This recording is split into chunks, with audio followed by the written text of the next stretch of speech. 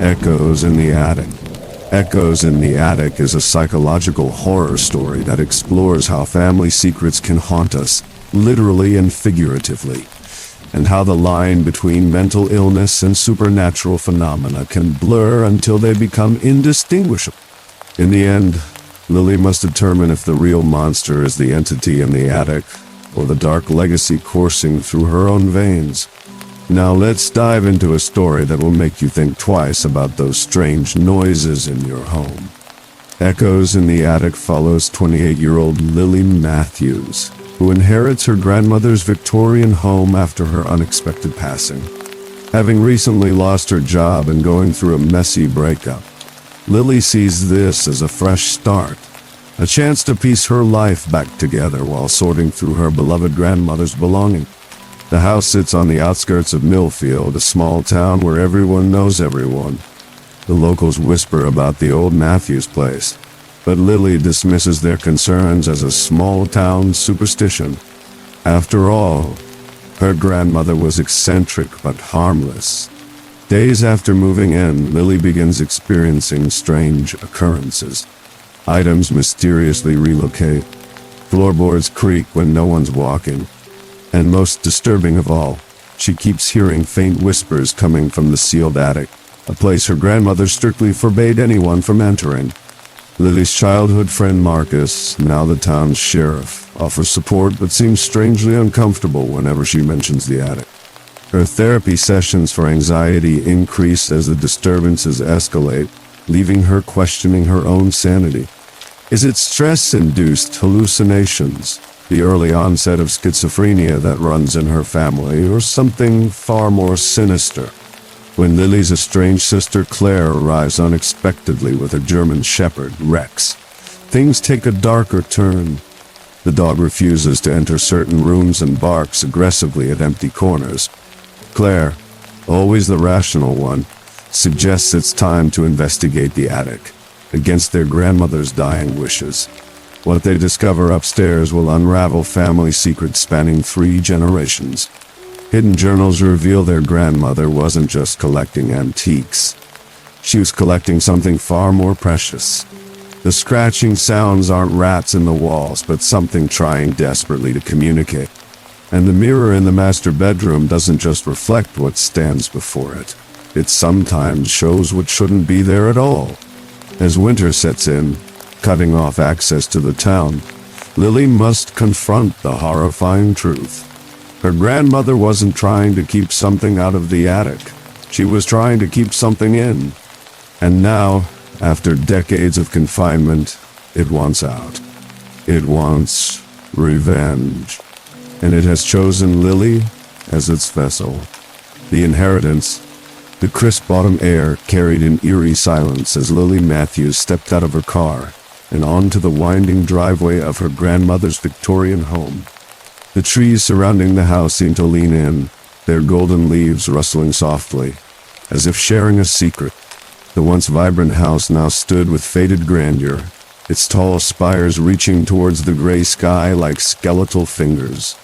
At the funeral, the townsfolk of Millfield had gathered, their whispers weaving through the mournful air.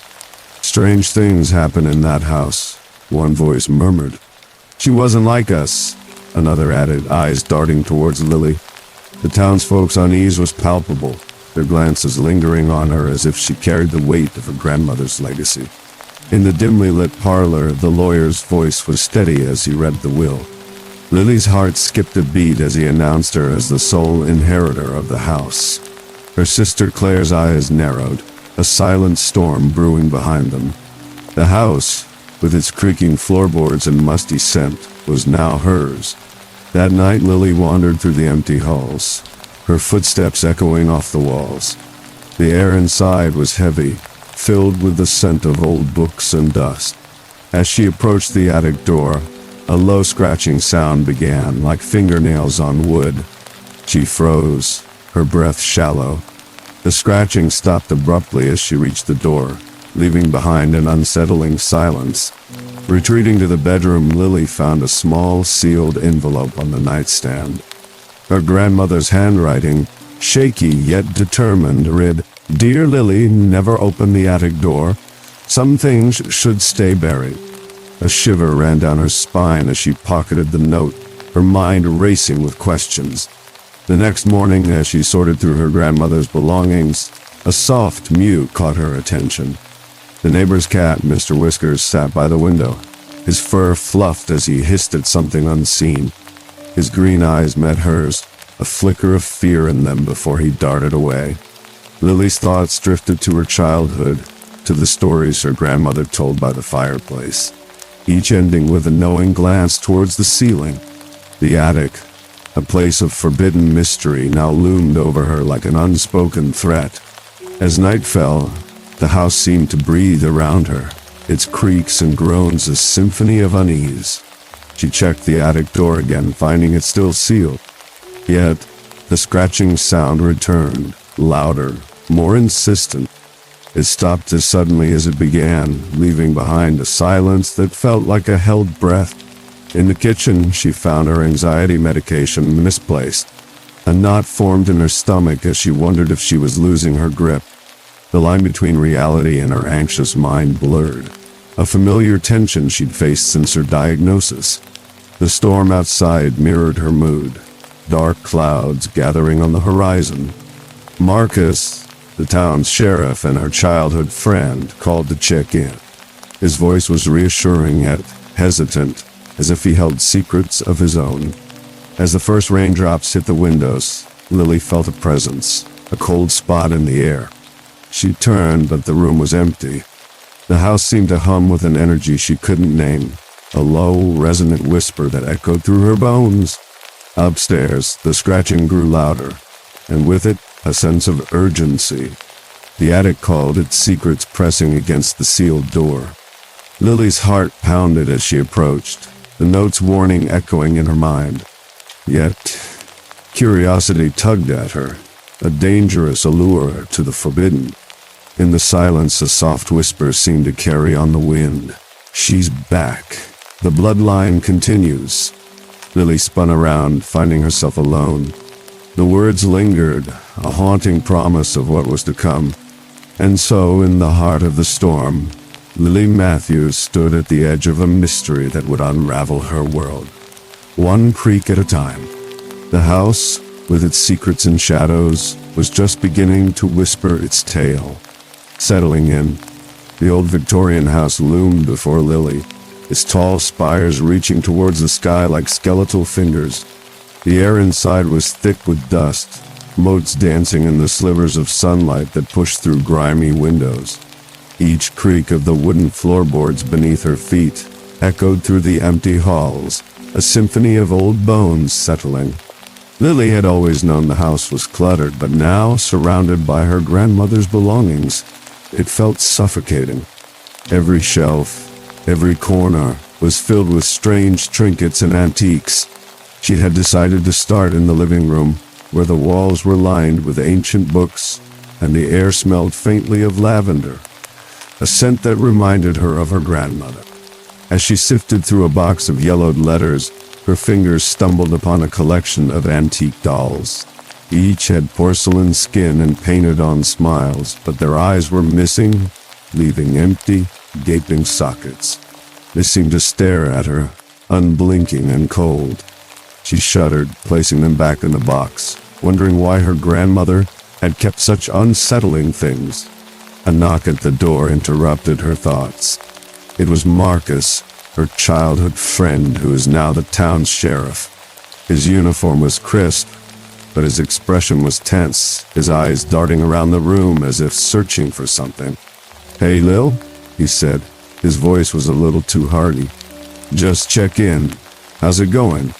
They chatted about old times, but Marcus seemed uneasy, avoiding certain topics. When Lily mentioned the strange noises, he shrugged, attributing to the house settling. Yet, when she asked about the attic, he hesitated, his eyes flickering towards the ceiling before quickly changing the subject. After Marcus left, Lily continued her cleaning. She paused when she noticed her medication was not where she had left it. She could have sworn she placed the bottle on the kitchen counter, but now it was on the dining table. a small thing that had nagged at her, making her question her memory. Was it just forgetfulness, or was something else at play? As evening fell, the house grew quieter, but a new presence appeared. Mr. Whiskers, the neighbor's cat, sauntered in through the open back door. His fur was matted, and his eyes gleamed with an unnerving intensity. He followed Lily everywhere, his tail twitching, and whenever she stopped, he would hiss at empty corners, as if seeing things she couldn't. That night, Lily lay in bed, the house creaking around her. She heard faint whispers, like distant voices, but whenever she listened closely, they faded. She told herself it was the wind, but the doubt lingered. Was it her mind playing tricks, or something more sinister? As she drifted to sleep, a faint scratch echoed through the walls, making her sit up. The house was silent once more, but the feeling of being watched remained. In the darkness, the dolls seemed to loom, their empty eyes staring, waiting. And then there was the attic, sealed and forbidden, its secrets whispering down through the floors. The next morning, Lily's medication was gone. She searched for every room, but it vanished. Panic set in, her breath coming in short gasps. Without her meds, the lines between reality and delusion would blur. But as she stood there, the whispers came again, this time clearer. Lily, they sighed, a soft, melancholic sound. She spun around, but she was alone. The cat sat by the door watching her with an unblinking gaze. Lily's heart pounded, her mind racing. Was she losing her grip, or was the house indeed haunted? The uncertainty was terrifying. She reached for her phone call to Marcus, but hesitated. What if he thought she was crazy? What if she was? The house creaked again, a low, ominous sound, like a warning. Lily knew she couldn't ignore it. The secrets were there, waiting to be uncovered. And as the sun dipped below the horizon, casting the house in shadows, she realized she might not be alone after all. The first whispers. The sky was a deep, foreboding gray, like a canvas painted with ominous brushstrokes. Distant thunder rumbled, a low growl that seemed to vibrate through the air. Lily stood at the kitchen window, watching as the first drops of rain splattered against the pane. Each hit a sharp tap-tap that grew louder with each second. The storm was rolling in fast, dark clouds, twisting into menacing shapes. As the first loud boom of thunder shook the house, Lily jumped, her heart racing. The lights flickered once, twice, and then went out, plunging the room into darkness. She cursed under her breath, fumbling for the flashlight on her phone. The weak beam of light trembling in her hand revealed the old Victorian house creaking and groaning around her, the sounds amplified in the darkness. She moved cautiously through the house, echoing each step. The storm raged outside, rain pounding against the windows with a relentless hiss, hiss, hiss. In the living room, a flash of lightning illuminated the space, and for a moment she thought she saw a shadow move, a dark, formless figure darting across the room. But when the light faded, there was nothing. Then the whisper came. It was soft, almost a sigh, but it sent a chill down her spine. "She's back," it whispered, the voice like a breeze through dry leaves. The bloodline continues. Lily spun around, her flashlight beam dancing across the walls. But she was alone. Her breath came in quick gasps as she dialed her therapist's number, her fingers shaking. The phone rang, each tone stretching out like an eternity. When Dr. Hart answered, her voice was calm, a stark contrast to Lily's panic. "It's just stress," Dr. Hart soothed. "Maybe we should consider adjusting your medication." Lily nodded, even though she knew the doctor couldn't see her. But as she hung up, she felt a wave of doubt. Was it her mind, or was something really there? The storm slowly receded, leaving behind an oppressive silence. The next morning, Lily awoke to an unsettling sight. Family photos, once scattered around the house, were now arranged in a semicircle in the hallway, each facing the attic door. Her grandmother's portrait was at the center, her expression enigmatic. The other photos showed Lily at various ages, each with a faint red symbol drawn in the corner, a mark she didn't recognize. As she approached, Mr. Whiskers, the neighbor's cat, appeared from nowhere, his eyes fixed intently on the attic door. He hissed, a low, threatening sound before darting away. Lily felt a shiver run down her spine. Something was watching, waiting. The house seemed to hum with a strange energy, the air thick with anticipation. Lily couldn't shake the feeling that she was being pulled towards the attic, towards a secret that had been hidden for far too long. And as she stood there, frozen in fear and curiosity, she realized that the whispers were just the beginning. Estranged blood. The knock on the door was sharp and insistent, a sound that cut through the heavy silence of the house. Lily wiped her dusty hands on her jeans, her heart picking up as she made her way to the front door. She hadn't expected visitors, especially not so soon after moving in. When she opened the door, she found herself staring at her older sister, Claire, who stood on the porch with a German shepherd by her side. Rex, the dog, was massive, his fur a black and tan patchwork, his eyes sharp and alert. But what caught Lily's attention was how tightly Claire was holding the dog's leash, and how Rex was pulling back, his ears flat against his head. "Claire," Lily said, her tone neutral. It had been years since they'd last spoken, and the space between them felt thick and heavy, like fog that refused to lift. Claire didn't smile. Instead, she stepped forward, her high heels clicking against the porch floor.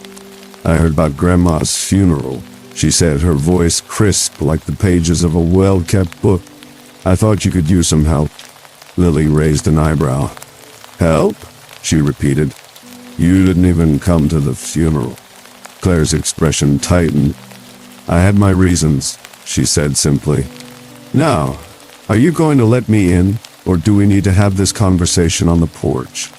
Lily hesitated, then stepped aside. The dog Rex sniffed the air as he entered, his tail low, his eyes darting around the foyer as if searching for something. He let out a low growl, a deep rumble that vibrated in the air. "He doesn't like it here," Claire said, her voice softening slightly as she scratched Rex behind the ears. "Neither do I." Lily crossed her arms. "You didn't have to come." "Someone had to," Claire shot back, her tone sharp. "You can't handle this on your own, Lil. You're not exactly in the best place right now." The jab stung, but Lily bit her tongue. She knew Claire was referring to her recent breakup, her lost job, and the therapy sessions she'd reluctantly started after her anxiety began to spiral. It was an old pattern, one that Lily had grown tired of. Claire had always been the rational one, the one who thought she had all the answers, while Lily was the fragile one, the one who needed to be fixed. As they moved into the living room, Rex lagged behind, his nose pressed to the floorboards. He let out another growl, this one louder, and his barks erupted sharply, breaking the quiet. The sound sent a shiver down Lily's spine. "What's wrong with him?" she asked, frowning. "He's been acting weird since we got here," Claire said, her voice tinged with concern. "He doesn't like the house." "Well, that makes two of us," Lily muttered under her breath. Claire shot her a look. "This isn't a joke, Lil. Something's not right here." Lily sighed. "You're just saying that because you've always hated this house. You and Grandma never got along, and now you're trying to make excuses because you're mad she left it to me." Claire's eyes narrowed. "That's not fair. I came here because I was worried about you. But if you're going to act like a child, then maybe I shouldn't have bothered." The argument escalated quickly, their voices rising until Rex's sudden, piercing bark cut through the air. Both sisters froze, their chests heaving. The room was quiet now, the tension between them thick and heavy. And then, without warning, the rocking chair in the corner of the room began to move. At first it was just a slight sway, almost imperceptible. But as the seconds passed, the movement became more pronounced, the chair creaking back and forth with a rhythmic scrape of wood against wood. Rex's growl returned deeper this time, and he positioned himself between the sisters and the chair, his teeth bared. Lily's breath caught in her throat. What the... Don't, Claire said sharply, grabbing her arm. Don't move. Just don't. The chair continued to rock, its pace steady, almost hypnotic.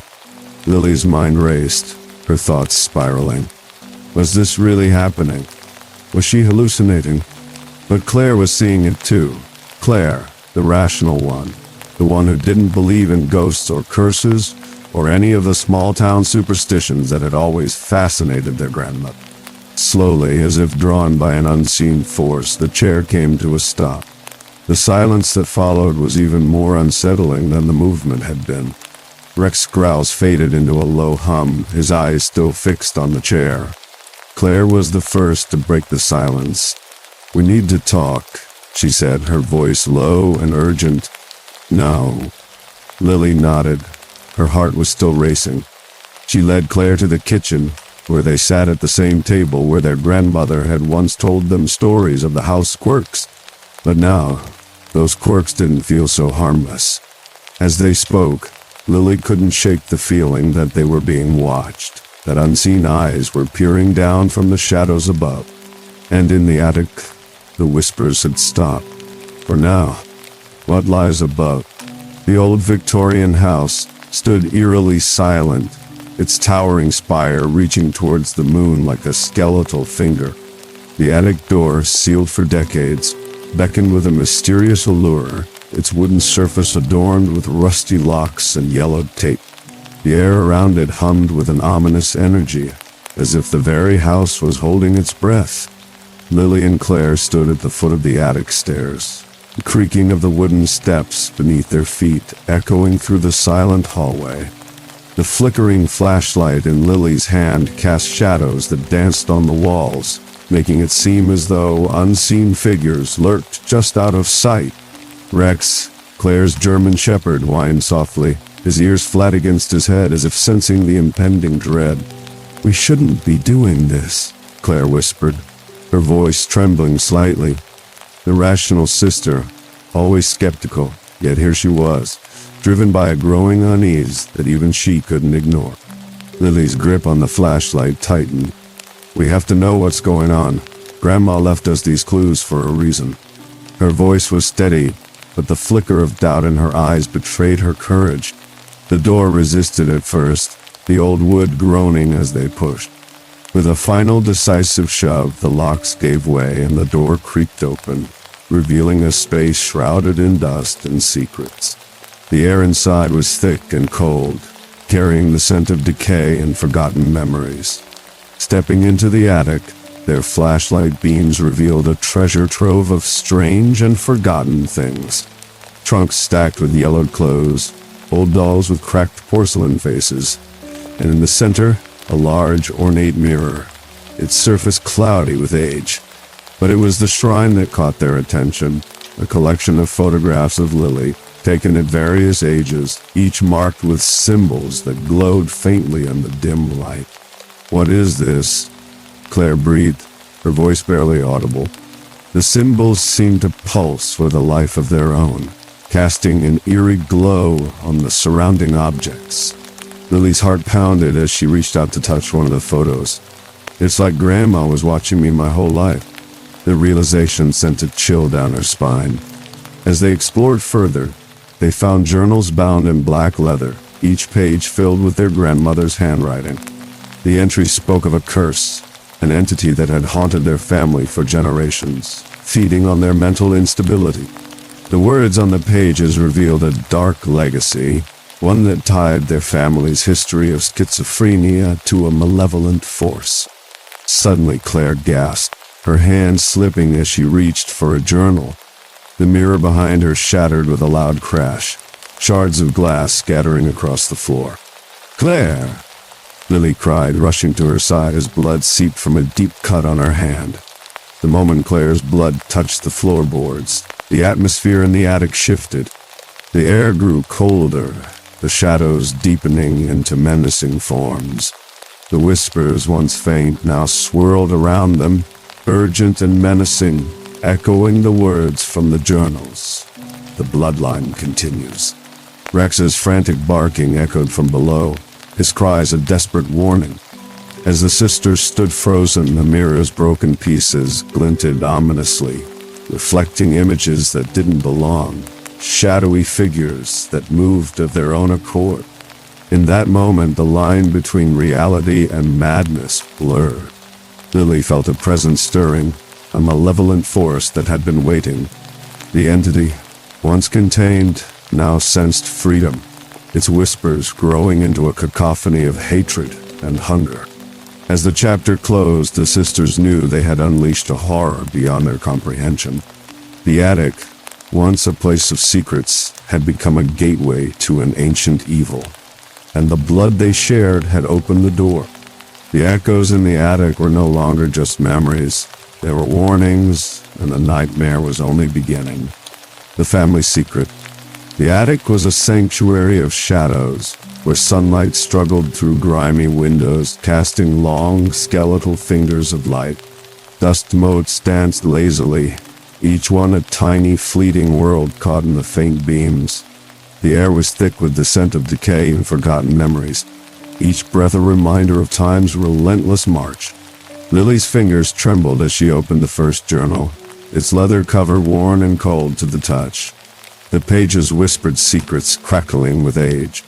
Her grandmother's handwriting, once firm and decisive, now wobbled and weakened, a testament to the weight of her burdens. As she read, the world around her narrowed.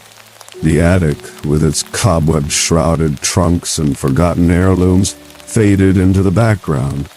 The words on the pages painted a chilling portrait, a malevolent entity, ancient and hungry, that had haunted their bloodline for generations. Lily's breath hitched as she turned the pages, each revelation more disturbing than the last. The entity, drawn to the fragile minds of the women in her family, fed on their madness. It was a parasite, cloak itself in the guise of schizophrenia, making it nearly impossible to discern reality from delusion. A shiver ran down her spine as she read her grandmother's desperate account of containing the entity, of rituals performed in the dead of night, of sacrifices made to keep it trapped. The mirror in the bedroom was more than just glass and silver. It was a portal, a gateway to realms best left forgotten. Claire's voice cut through the silence, her tone sharp with disbelief. "This can't be real, Lil. You don't really believe this, do you?" Lily looked up, meeting her sister's skeptical gaze. But Claire's voice wasn't her own. It carried the cadence of their grandmother, the way she used to hum when she thought no one was listening. A chill raced through Lily as she realized that Claire was no longer alone in her mind. Rex, sensing the shift in the air, growled low in his throat. His eyes, sharp and watchful, never left Claire as she moved towards the mirror. Her reflection stared back, but for a moment, something else flickered in the glass, a shadow that didn't belong. The mirror's surface rippled like water disturbed by a stone. A figure, tall and imposing, stood just behind Claire, its presence a cold draft on a winter night.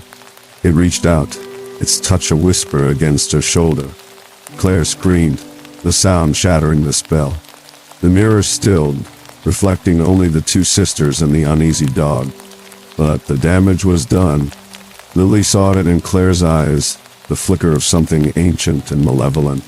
As they descended from the attic, the weight of their legacy pressed down on them. The entity was no longer a distant threat. It was in their home, in their blood, waiting to claim them. That night, the house creaked and groaned, each sound a reminder of the secrets it held. Lily lay awake, her mind racing with the implications of what they had discovered. The entity was not just a figment of their imagination. It was real, and it was hungry. And as she drifted into a restless sleep, she could have sworn she heard her grandmother's voice, whispering a single chilling word, "Run!" The possession. The snowstorm raged outside, casting a thick blanket of white over the town, isolating the old Victorian house in a sea of silence. Inside, the air was heavy with tension, the flickering lights casting eerie shadows on the walls. Lily moved through the house with a sense of unease, her breath visible in the cold air. Each creak of the old wooden floorboards made her jump, her anxiety spiking with every sound. Claire sat in the living room, her eyes darting around the room as if following something unseen. Rex, her German shepherd, growled softly, his eyes fixed on her with a mixture of fear and aggression. "It's just the storm," Claire muttered, though her voice lacked conviction. Her hands trembled as she fiddled with a thread on her jacket, her behavior growing more erratic by the minute. Lily watched her sister with growing concern. Since the attic incident, Claire had been different, distant, with a lingering shadow in her eyes. Rex's persistent growling only added to the unease, his instincts on high alert as he sensed the supernatural presence. Determined to uncover the truth, Lily retreated to her grandmother's study, a room filled with the scent of old books and dust. She rummaged through drawers, her fingers brushing against a hidden compartment. Inside, she found a series of cassette tapes, labeled with dates spanning decades. The tapes crackled to life when she played one, her grandmother's voice filling the room. "The entity. It feeds on our madness," the voice echoed, each word laced with urgency. "You must bind it, Lily. Use the blood ritual. Trap it before it's too late." The recording ended abruptly, leaving Lily in stunned silence. The ritual? How? And why had her grandmother never spoken of this? A knock at the door broke the silence. Marcus stood on the porch, his face framed by swirling snow, a bag of supplies in hand. "I knew," he admitted, his voice low. "The curse. It's old. Your grandmother was trying to protect you." His revelation brought both relief and anger, but the storm left no time for questions. As night fell, the house seemed to breathe, its walls creaking under the weight of secrets. Claire's behavior deteriorated. She spoke in riddles, her voice echoing their grandmother's. Rex's fear turned to terror, his barks echoing through the house as he backed away from Claire. In the attic, the entity stirred, its whispers growing louder, a chilling melody that sent chills down Lily's spine. The storm raged on, and with the power flickering, the shadows danced menacingly. Each moment stretched, the air thick with anticipation. As the chapter closed, the whispers crescendoed, a chilling promise lingering in the air. The entity was coming, and the line between reality and madness was thinning. Lily, caught in a web of fear and doubt, faced an unimaginable choice, one that would change everything. Descent. The storm outside raged like a beast, howling through the night as snow lashed against the windows of the old Victorian house. Inside, the air was thick with tension. Lily and Claire huddled near the fireplace, the flickering flames casting eerie shadows on the walls. The heat from the fire couldn't chase away the chill that settled in their bones. Claire shifted uncomfortably, her eyes darting towards the ceiling as if something was watching from above. Her movements were jerky, unnatural, and her voice had a strange, distant quality when she spoke. "It's so cold," she murmured, though the room was warm. A knock at the door broke the silence. Marcus stood on the porch, his face framed by the dim light of the storm. Snow clung to his coat, and his eyes reflected the unease in the air. "I brought supplies," he said, handing over a bag. His gaze lingered on Claire, and Lily noticed the flicker of concern in his expression. As Marcus turned to leave, Claire's hand shot out, gripping his arm with an unsettling strength. "Stay," she hissed, her voice low and unfamiliar. Marcus struggled, but she held him firm, her fingers digging into his flesh like claws. Lily's heart pounded as she rushed to help, but Claire's grip was unyielding. "Claire, let go!" she shouted, tugging at her sister's arm.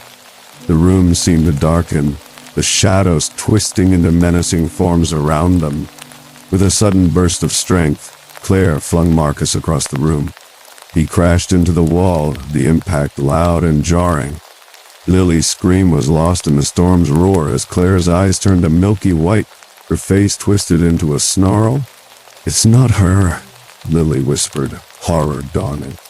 The realization hit her like a storm surge. Claire was no longer in control. The entity had taken hold.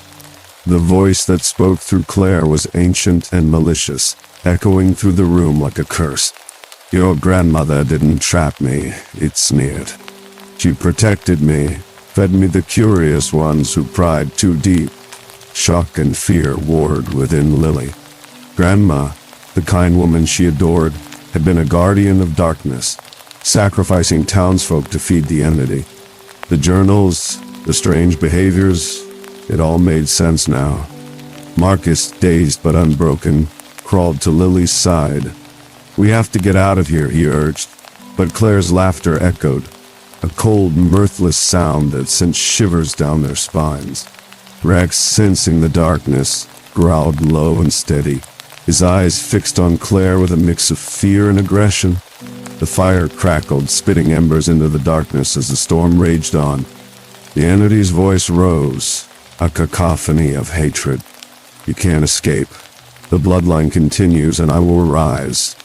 As the storm peaked, the house creaked and groaned, the walls whispering secrets.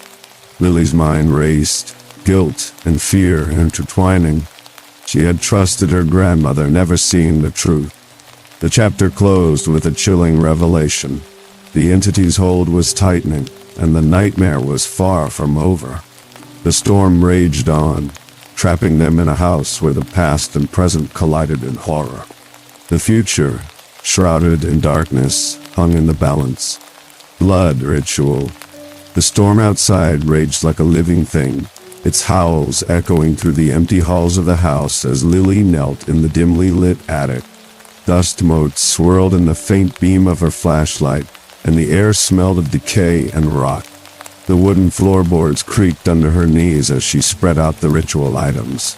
A leather-bound book, a dagger, and a small vial of dark liquid. The vial seemed to absorb the light around it like a void in her hand. "Are you sure about this?" Marcus asked, his voice barely audible over the wind. He stood near the attic door, his arms crossed tightly over his chest, his breath visible in the cold air.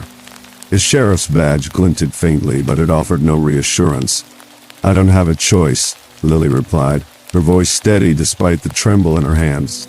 She had spent hours poring over her grandmother's journals, deciphering the cryptic rituals and symbols. The entity had to be trapped, and the only way was through blood, family blood. Marcus stepped forward, his eyes shadowed with unease. "Lily, there's something I need to tell you. I'm not just your childhood friend. We're related. Distant cousins, same bloodline." Lily froze, the dagger halfway to her palm. "What?" "It's why I've been acting so strangely. My family, they knew about the curse too. We've been watching over yours for generations, trying to keep it contained." Before Lily could respond, the low growl echoed from downstairs. "Rex, don't." "Rex?" Claire's voice carried up, strained and unfamiliar. It sent a chill down Lily's spine. "Stay here," Marcus said, already moving toward the stairs. But Lily followed, her heart pounding in her chest. At the bottom of the stairs, they found Claire standing in the living room, her eyes black as coal, and her skin pale enough to glow in the dim light. Rex was in front of her, baring his teeth, his growl low and dangerous. "Get back," Claire hissed, her voice not her own. It was low, guttural, and it sent a shiver down Lily's spine. "Claire, it's me." "It's Lily," she said, taking a cautious step forward. The entity laughed, a sound that scraped against Lily's eardrums like nails on a chalkboard. "You think you can save her?" It sneered, twisting Claire's mouth into a grotesque grin. "She's mine now, and soon you'll be mine too." Before anyone could react, the entity lunged, throwing Claire's body at Marcus with unnatural strength. He staggered back, catching himself on the wall, but the distraction was enough. Rex darted forward, snarling, and sank his teeth into Claire's arm. The entity howled, the sound deafening, and Claire's body stumbled back, giving Marcus just enough time to grab Lily and pull her toward the stairs. "Go!" he shouted. Lily didn't need to be told twice. She raced back to the attic, the dagger clutched in her hand, while Marcus stayed behind to hold off Claire, or whatever was inside her. In the attic, Lily's hands shook as she opened the vial and poured the liquid into a small, intricate bowl. It smoked faintly, filling the air with a bitter, acrid scent. She pricked her finger with the dagger and let a drop of blood fall into the bowl. The liquid hissed and the smoke thickened, swirling around her like a living fog. Below, she heard a crash, followed by a scream. Rex ducked in, her heart breaking. Lily whispered the words from the journal, her voice trembling. The air around her seemed to vibrate, and the shadows on the walls grew darker, twisting into shapes that didn't belong in the real world. Suddenly, the attic door slammed shut behind her, and the sound of footsteps echoed up the stairs. Heavy, deliberate, and unmistakable, the entity had come for her. And this time, it wasn't using Claire's body. It had taken something else, something far more terrifying. Lily gripped the dagger tightly, her breath coming in short. The smoke in front of her began to take shape, coalescing into a figure that made her blood run cold. It wasn't just in her head. It was real, and it was here. The entity's voice filled the room, echoing off the walls. "You can't trap what's already inside you," it hissed. And then everything went black. The vessel. The storm raged outside, the attic creaking with each howl of wind. Thunder boomed, shaking the old Victorian house, as if the heavens themselves were protesting the events unfolding within. The air was thick with tension, the dim light flickering like a dying breath. Lily stood frozen, her heart pounding in her chest. Before her, Claire's body twitched unnaturally, her eyes now black as coal, a chilling contrast to her pale skin. "Rex?" The loyal German shepherd growled low, his fur bristling as he positioned himself between Lily and the possessed Claire. "Let her go," Lily whispered, her voice trembling. The attic, once a place of forbidden mystery, now held the key to a horrifying truth. The smell of aged wood and dust filled her nostrils, but beneath it lay something metallic, like blood. Claire's voice was no longer her own. "You should have stayed gone, Lily," it growled, the sound echoing through the small space. The entity had taken hold, its presence thick and suffocating.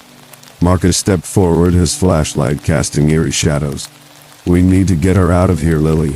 We can't let it win." But it was too late. The entity's power surged, and Claire's form contorted, twisting in ways that defied human limits. Rex barked furiously, his eyes fixed on the abomination before them. In a sudden, violent movement, Claire's arm swung out, sending Marcus crashing into the wall. He groaned, dazed, as papers and dust rained down. The once cluttered attic now seemed to close in around them, the shadows dancing like specters. Lily's breath caught as she spotted a glint of metal, a knife half hidden in the debris. It was an old ritual blade, its edge rusty but sharp. Her grandmother's journals had spoken of this moment, the necessity of blood to bind or release the entity. As she reached for the blade, a cold hand clamped on her shoulder. "Don't!" Marcus warned, his voice strained. "We don't know what that will do." But there was no choice. The storm raged on, the house isolating them from the world. They were alone and time was running out. With a deep breath, Lily picked up the knife. The weight of it felt heavy in her hand, a tangible connection to the dark legacy she now understood. "Let her go," she screamed, the sound raw and desperate. The words echoed, bouncing off the attic walls. The air seemed to thicken, the entity's presence almost palpable. For a moment, there was silence. Then, Claire's body jerked violently. The black faded from her eyes, replaced by confusion. "Lily?" she whispered, her voice trembling. What happened?" The relief was palpable. Rex's growl softened, and Marcus moved to help Claire, his face etched with concern. But the peace was short-lived. A low chuckle filled the attic. a sound that sent chills down Lily's spine. It was coming from her. "No," she whispered, her hands shaking. The knife slipped, clattering to the floor. "Lily?" Marcus's voice was cautious. "What's wrong?" She couldn't answer. The chuckle grew louder, echoing from her own throat. Her vision blurred, a darkness spreading at the edges. When it cleared, she was no longer alone in her mind. The entity was there, its presence cold and ancient. "You've always been mine," it whispered, the voice echoing within her. Lily's mind raced, memories surfacing that were not her own. The entity had been with her since childhood, its presence masking as her schizophrenia. Her grandmother had known, had prepared her for this moment. The realization hit her like a storm surge. "No," she screamed, the sound tearing through the attic. "This can't be." But it was. She was the vessel, the key to the entity's freedom. Her grandmother had locked it away, using her own blood to keep it contained. But now, it was free, and Lily was its gateway. The world around her began to spin. She heard Marcus's voice, distant and urgent. "Lily, fight it! You can—" His words were cut off by a deafening roar, the sound of the entity's rage. The attic shook violently, the walls closing in. Lily stumbled, her vision fading.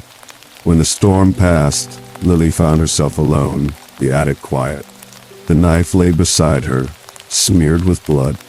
Her blood. She stood, her body trembling. The choice was clear. She could end it here, trap the entity within herself, or release it into the world. The thought was terrifying, but she knew what she had to do. The legacy of her family's curse ended with her. With a resolve born of fear and love, Lily climbed to the attic, the knife clutched tightly in her hand. The storm was gone, the house silent. But she knew she was not alone. The attic door creaked shut behind her, the sound echoing with a finality that sent shivers through her. The entity raged within her, but she was ready. In the end, it was not the entity that was the monster, but the legacy she carried. And in the silence of the attic, Lily made her choice, trapping herself and the entity within, forever sealing the horrors of her family's past. Epilogue. Echoes. The sun dipped below the horizon, casting a golden hue over the small town of Millfield. The once grand Victorian house stood at the edge of town, its boarded-up windows like empty eyes staring back. A year had passed since the last time Marcus set foot here, yet the memories lingered vividly in his mind. He stood on the cracked driveway, the gravel crunching beneath his boots, and sighed deeply. The weight of the past year pressed heavily on him, a mix of guilt and dread swirling in his stomach. As he approached the house, a moving truck came into view, pulling into the driveway. A young family spilled out, their laughter and chatter a stark contrast to the somber atmosphere of the house. Marcus watched from a distance, a knot forming in his throat.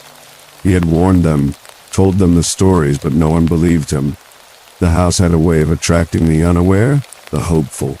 The family, parents in their mid-30s and a curious daughter named Sophie, busied themselves unloading boxes. Sophie, with her wild curls and bright eyes, darted around the yard, exploring her new home. Her laughter echoed through the trees, but Marcus couldn't shake the feeling of unease. As evening fell, the family settled in. The creaks and groans of the old house were amplified in the quiet night. Sophie, playing with a ball in the foyer, paused as a low whisper seemed to follow the bounce of her toy. Her eyes widened and she clutched her ball tightly. "Mommy, do you hear that?" she asked, her voice trembling. Her mother, unpacking in the kitchen, glanced up. "Hear what, sweetie? It's just the house settling." But as she spoke, she felt it too. A chill, a presence unseen. That night, as the house grew quiet, Sophie lay in bed, her ears straining to catch the whispers again. Suddenly, a faint hum filled the air, growing louder, more urgent. She sat up, her heart racing, and that's when she saw it. A shadow flickering in the corner of her room. The whispers grew clear, a soft murmur calling her name. Sophie's eyes locked onto the shadow, and as she watched, it began to take shape. Downstairs, her parents argued.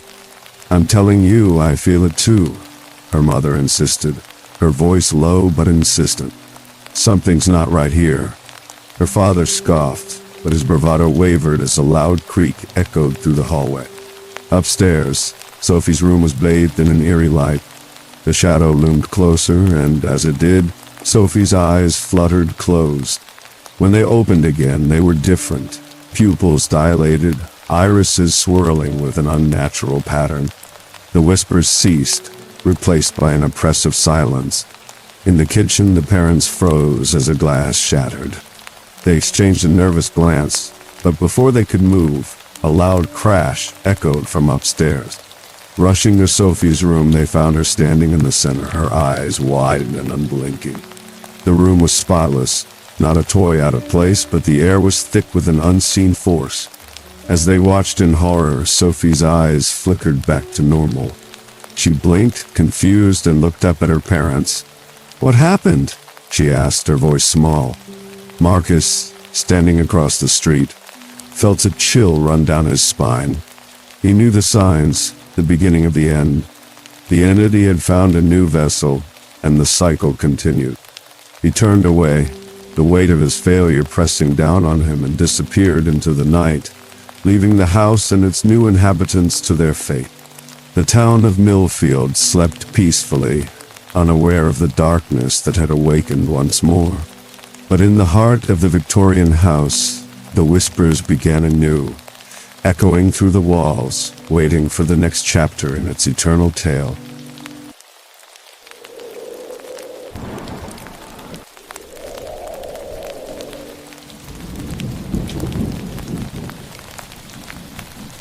The Growing Teeth. In the shadow-draped valleys of the Appalachian Mountains lies the small, forgotten town of Ashwood, where the air clings to the scent of damp earth and pine needles.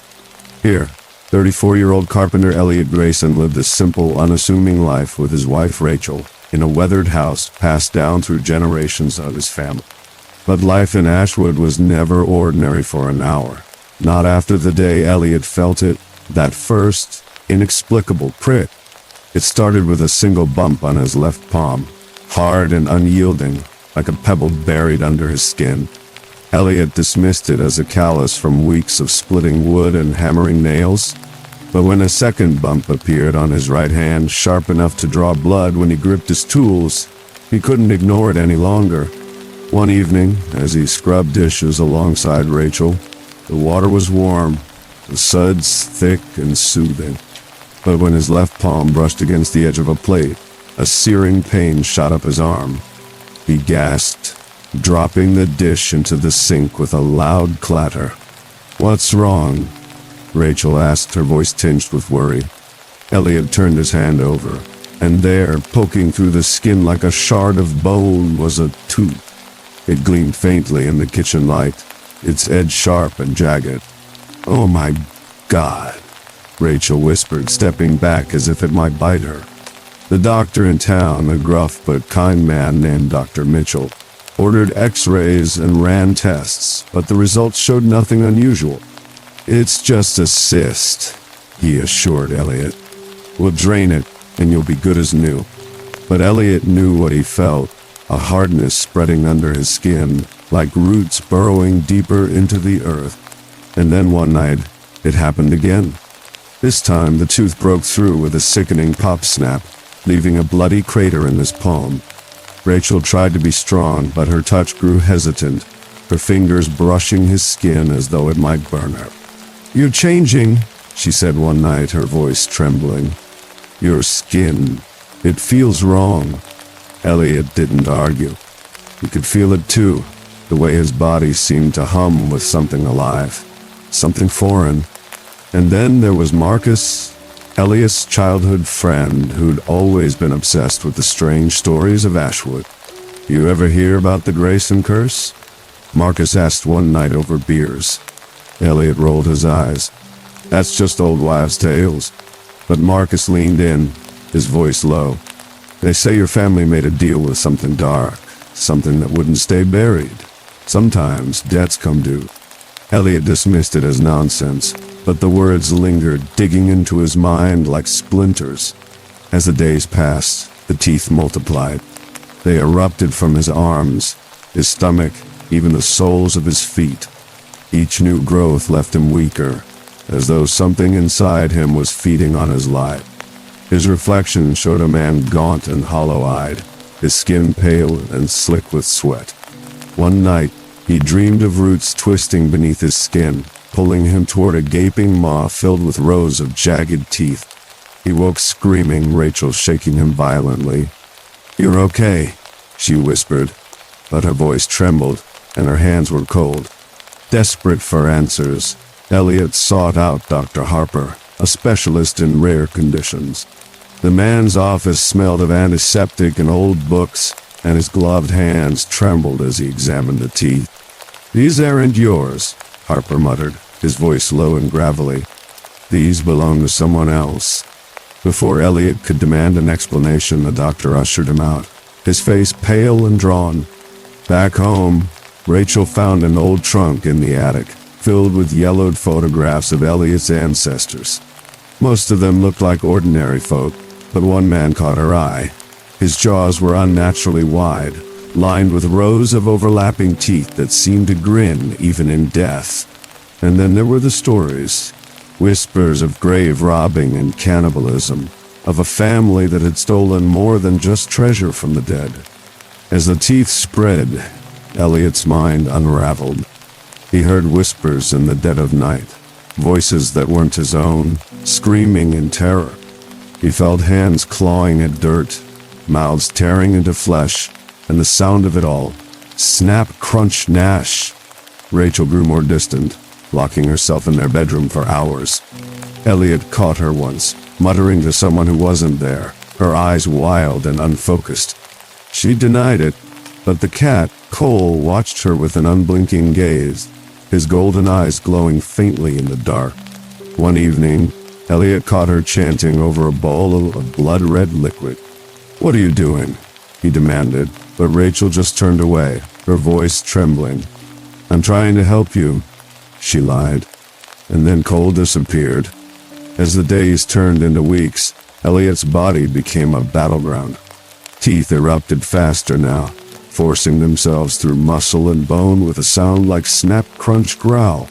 His appetite surged and he found himself gnawing on raw meat, his gums bleeding as he devoured it with a hunger he couldn't control. The memories flooded his mind, faces screaming in terror, hands clawing at dirt, mouths tearing into flesh. He knew these weren't his memories, but they felt real, as though he'd lived them himself. Rachel admitted the truth one night. "I made a deal," she said, her voice breaking. "I thought it would save you, but I think it's too late." Elliot confronted her, but what he saw made his blood run cold. Her jaw stretched unnaturally, revealing rows of razor-sharp teeth. "You're one of them," he whispered.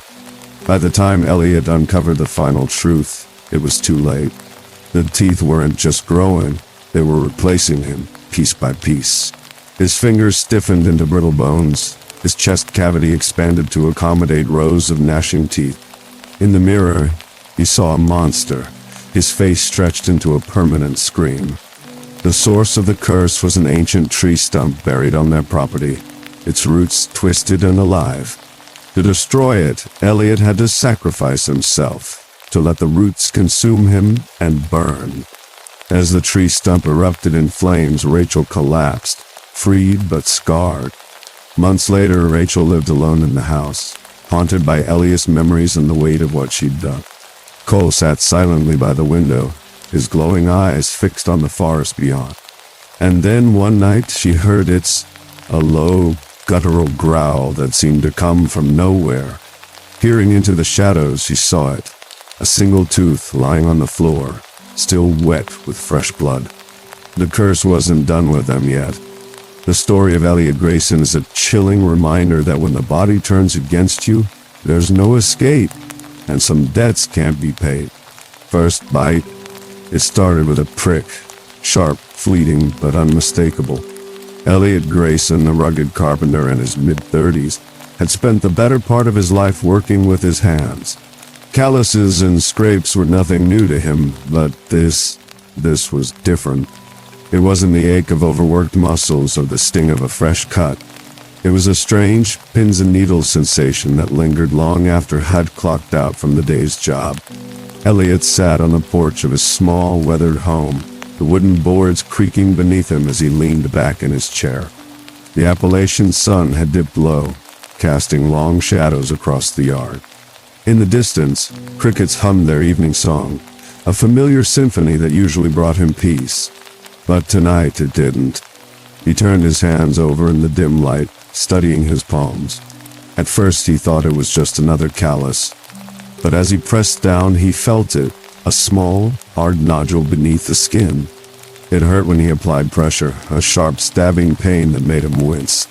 He dismissed it as a blister, or maybe a splinter that had embedded itself too deeply. But deep down, he knew it wasn't either. That night, as he washed dishes in the kitchen, the same sharp sting returned. Elliot gasped, nearly dropping a plate into the sink.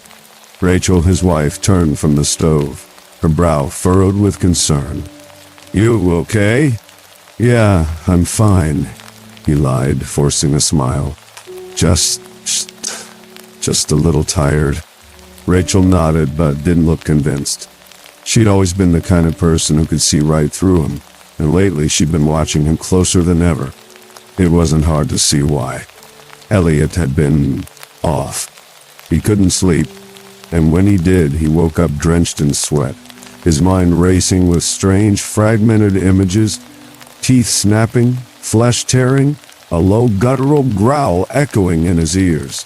He'd tried to brush it off as stress, but the truth was, something was wrong. And then it happened. That night as he lay in bed, he felt it again, sharp, undeniable, and this time it didn't stop. Elliot sat bolt upright, clutching his left palm as a searing pain shot through it. He gritted his teeth, trying to ride it out, but the pain only intensified. It felt like something was pushing its way out of his skin. "Elliot," Rachel mumbled, half asleep. "What's wrong?" He didn't answer. He couldn't. All he could do was squeeze his eyes shut and pray it would stop. But it didn't stop. It got worse. With a wet, sickening pop, something broke through the surface of his palm. Elliot screamed. The doctor's office was cold and sterile, the smell of antiseptic hanging heavy in the air. Elliot sat nervously in the examination room, his left hand wrapped in a bloody cloth. He'd managed to calm himself down after the incident, but the sight of the tooth resting on the bathroom counter had nearly undone him. It was small, no bigger than a grain of rice, but it was unmistakable. A jagged yellow tooth, sharp on one end and flat on the other. It looked human. "Mr. Grayson," the doctor said, entering the room with a clipboard in hand.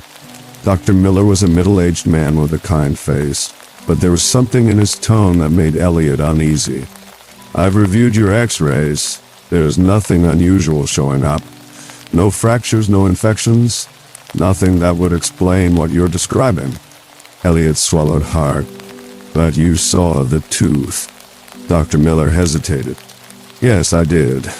But teeth don't grow like that. It's not biologically possible." "Are you sure?" "I didn't plant it there." Elliot snapped, his voice rising before he could stop it. He took a deep breath, forcing himself to calm down. "Look, Doc, I don't know what's going on, but I do know what I felt, and I know what I saw." The doctor sighed, scratching the back of his neck. "Elliot, I'm going to refer you to a specialist. Maybe someone who can take a closer look." But Elliot was already standing, his chair scraping against the floor. "Thanks, Doc. I'll take that referral." He left the office without looking back, the weight of the small, foreign object in his palm pressing against him like a branding iron. That night, Elliot sat at the kitchen table, staring at the tooth. Rachel had tried to talk to him, to reassure him, but she'd given up after he shut her down for the third time. Now she was upstairs, asleep, or pretending to be. Elliot's mind raced. What if it wasn't just a tooth? What if it was a sign of something deeper, something worse? He thought about his family, his parents who died when he was young, his grandparents before them. He'd never been close to them, but he remembered the stories his father used to tell. Old dark tales about the Appalachian woods and the people who'd lived there centuries ago. Teeth don't grow like this, the doctor had said. These belong to someone else. Elliot's skin crawled at the thought. He pushed the tooth around the table with the tip of his finger, watching as it rolled, the dim light of the kitchen catching its edge. It was so small, so harmless looking, but it felt wrong. It felt like betrayal. And then as he sat there, he felt it again, a sharp, familiar sting on the heel of his other hand. "Not again," he whispered, his voice trembling.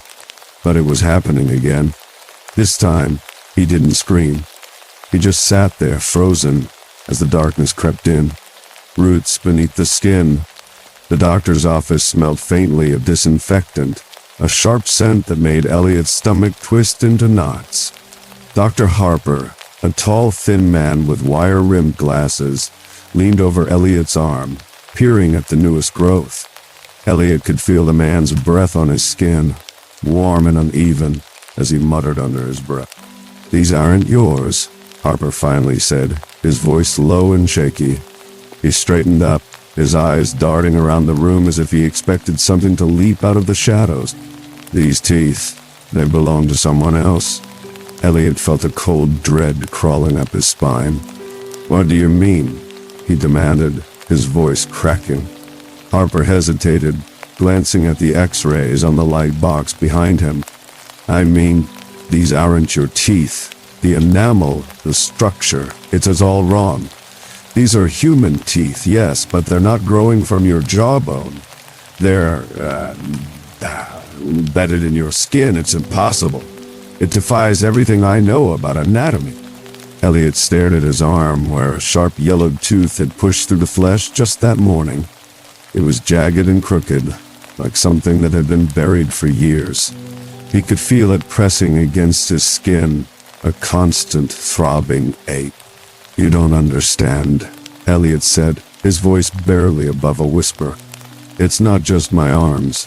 It's my feet, my stomach, everywhere, and it's getting worse." Harper's face paled. He nodded curtly and stood up. "I need to run more tests. I'll schedule a biopsy. In the meantime..." He trailed off, clearly at a loss for words.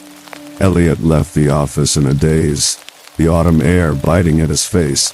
The trees seemed to loom over him, their branches clawing at the sky like skeletal fingers. He couldn't shake the feeling that something was moving under his skin, twisting and writhing like roots digging deeper into the earth. When he got home, Rachel was in the living room, her eyes fixed on an old photo album. Her face was pale and her hands trembled as she turned the pages. "Elliot," she said softly, her voice tight with fear. "You need to see this." He walked over, his footsteps heavy, and peered over her shoulder. The photos were old, the edges yellowed with age. They showed men and women with faces that looked uncannily like his own, his ancestors. But there was something wrong with them. Their smiles were too wide, their jaws stretched unnaturally. In one photo, a man's mouth was open, revealing rows of overlapping teeth, sharp and yellow. "Who is that?" Elliot asked, his voice catching in his throat. Rachel hesitated. "I think that's your great-grandfather, the one they accused of grave robbing." Elliot's stomach churned.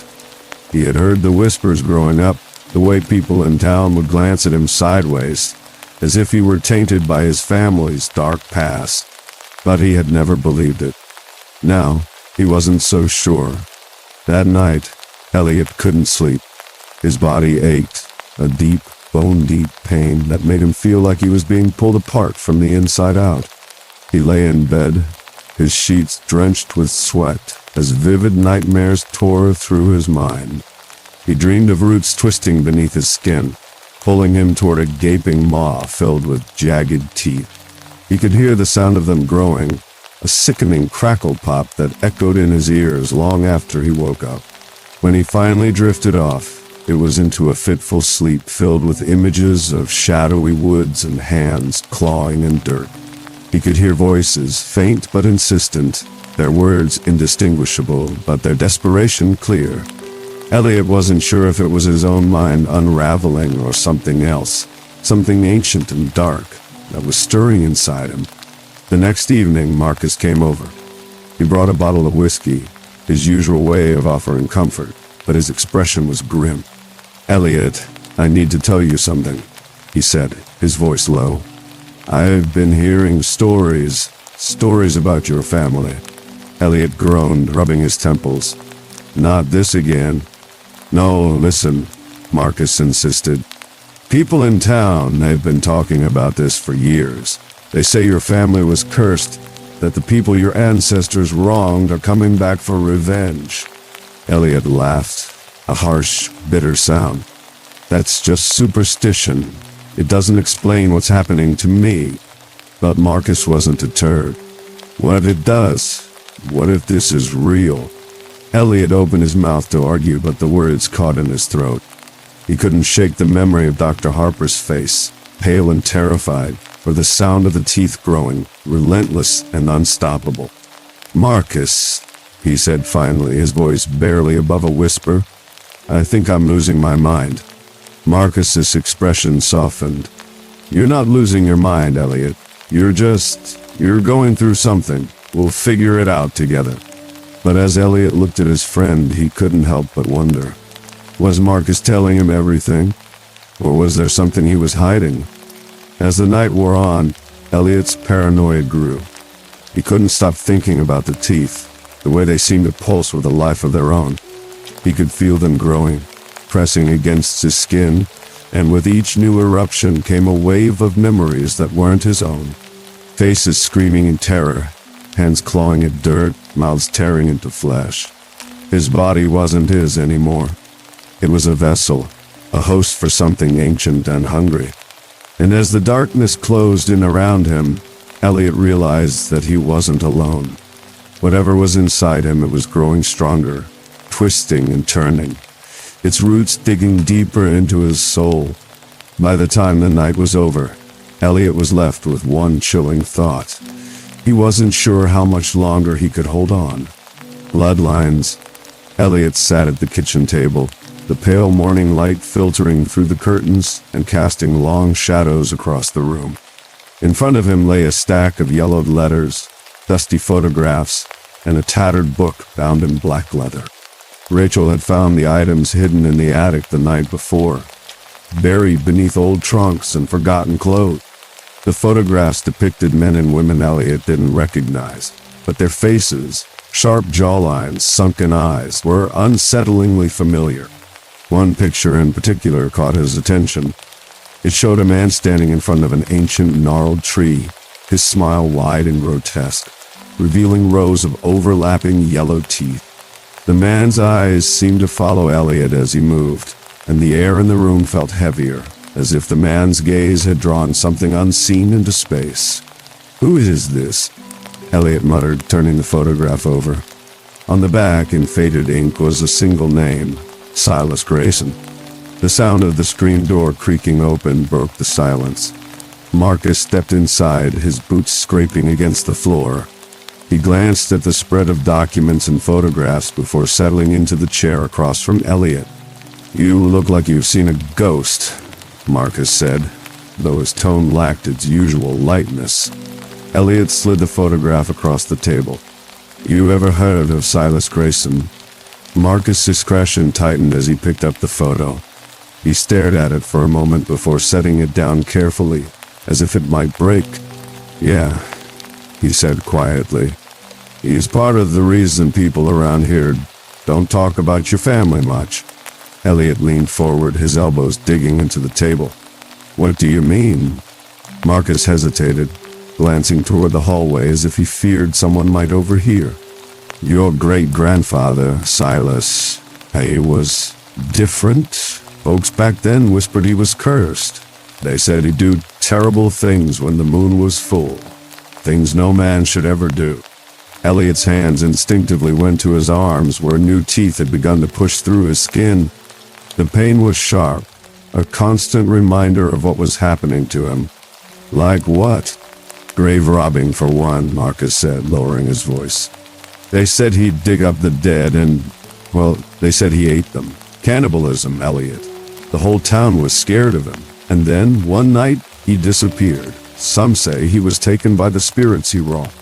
The room seemed to grow colder as Marcus spoke. Elliot could feel a presence around him, as though unseen eyes were watching from the shadows. He glanced at Cole, their black cat, who sat motionless in the corner, his golden eyes fixed intently on Elliot. The cat's gaze was unnerving, almost hewn in its intensity. This is just old stories, right? Elliot said, trying to keep his voice steady. But the words felt hollow. He knew what he'd seen, the teeth, the memories that weren't his own. The image of hands clawing at dirt, the sound of gnashing teeth, the metallic tang of blood in his mouth. Marcus shook his head. No, it's not just stories. My grandma used to tell me about the Grayson curse. She said it wasn't just Silas who was cursed. His whole bloodline was tainted. She said the dead would come back for what was taken. Elliot's breath hitched. The memories he'd been experiencing. Screams, hands clawing at dirt, flesh tearing. Those weren't his. They belonged to someone else. Someone dead. Before Elliot could process this, Rachel appeared in the doorway, her face pale. Her hands were trembling, and her eyes had a distant, hollow look to them. I found something, she said, her voice barely above a whisper. In the backyard, you need to see it. Elliot and Marcus exchanged a glance before following her outside. The yard was quiet, save for the distant chirping of birds and the soft rustle of leaves in the breeze. Rachel led them to a spot near the edge of the woods, where the grass was flattened and the earth looked disturbed. She pointed to a patch of soil where something had been dug up recently. Elliot crouched down, his fingers brushing against the cool dirt. Buried just beneath the surface was a small, polished tooth. It was yellowed and jagged, not like any tooth Elliot had ever seen before. As he touched it, a wave of nausea hit him, and he was flooded with images, darkness, the feel of damp soil against his face, the sound of voices whispering in a language he couldn't understand. Elliot, Rachel's voice cut through the fog. He looked up to see her standing over him, her expression twisted with worry. Are you okay? You look sick. He nodded, forcing himself to stand. I'm fine, he lied. But he wasn't fine. Whatever was happening to him, it was getting worse. The teeth, the memories, the presence watching him, it was all closing in. As they walked back to the house, Marcus fell behind, his eyes fixed on the ground. Elliot, he said suddenly, his voice low. You need to be careful. Not everyone in this town is what they seem. Some folks might know more about your family's past than they're letting on. Elliot turned to him, but Marcus just shook his head and kept walking. Back inside, Elliot sat at the table again, staring at the photograph of Silas. The man's eyes seemed to bore into him, and for a moment, Elliot could swear he saw the faintest flicker of a smile. You're in me, aren't you? Elliot muttered, though he knew no one was there to answer. You're inside me, and you're not leaving. The sound of Cole's low, guttural growl broke the silence. The cat was standing in the doorway, his fur standing on end as if he'd heard something, or someone that no one else could. Elliot shivered, despite the warmth of the room. He knew then that he wasn't alone, not even in his own body. The dead had found a way to reclaim what was taken, and they wouldn't stop until they had everything. Hunger. The cold of the Appalachian winter seeped through the cracks of Elliot's small cabin, but it was nothing compared to the chill that ran through his veins. He sat at the kitchen table, the dim light of the evening sun casting long shadows across the room. The air smelled of old wood and cooking oil, but Elliot's stomach growled with a hunger that had nothing to do with food. At first, it had been faint gnawing like a mouse digging through the walls of his belly. Now it was a roar, a primal urge that demanded to be fed. He clenched his fists, the sharp edges of the teeth embedded in his palms digging into his skin. The pain was a distraction, but it wasn't enough to quiet the growl rising from his chest. Elliot pushed himself up from the table, his chair scraping against the floor with a loud screech. The sound made him flinch, his nerves raw and frayed. He shuffled to the counter, his movements slow and deliberate, as if he might shatter into pieces if he moved too fast. The fridge hummed in the corner, a steady buzz that seemed to match the pounding in his head. He yanked the door open, the cold air hitting him like a slap. His breath fogged the shelves, and for a moment he couldn't see anything. Then, his vision cleared, and he stared at the contents with a mixture of disgust and desperation. There was leftover chicken from last night, its surface congealed and pale. A loaf of bread sat next to a jar of jam, and a gallon of milk lingered in the back, its expiration date looming. Elliot reached for the chicken, his fingers trembling. He pulled off a piece and shoved it into his mouth, the flavors exploding on his tongue. It was salty and savory, but it wasn't enough. He ate faster, tearing into the meat with his teeth, the bones crunching between his jaws. The sounds he made were animalistic, snap, crunch, gnash, and he couldn't stop himself. The memories came as he ate, fragments of lives that weren't his own. He saw a hand clawing in the dirt, the fingernails splitting as it tried to escape. He heard the sound of a mouth tearing into flesh, the wet slurp of meat being pulled from a bone. The images were disjointed, but they filled him with a sickening sense of dread. Elliot pushed the plate away, his stomach still growling. He wiped his mouth with the back of his hand, the sharp edge of a tooth catching his lip. A bead of blood welled up, and he sucked it away, the metallic taste lingering on his tongue. He turned to the sink, his reflection staring back at him in the window. The sunlight caught the edges of the teeth embedded in his arms, making them glint like polished bone. He touched one, his finger tracing the curve of the enamel. It was cold and smooth, and it felt wrong, like it didn't belong to him. The thought sent a shiver down his spine. He didn't know what was happening to him, but he knew it wasn't natural.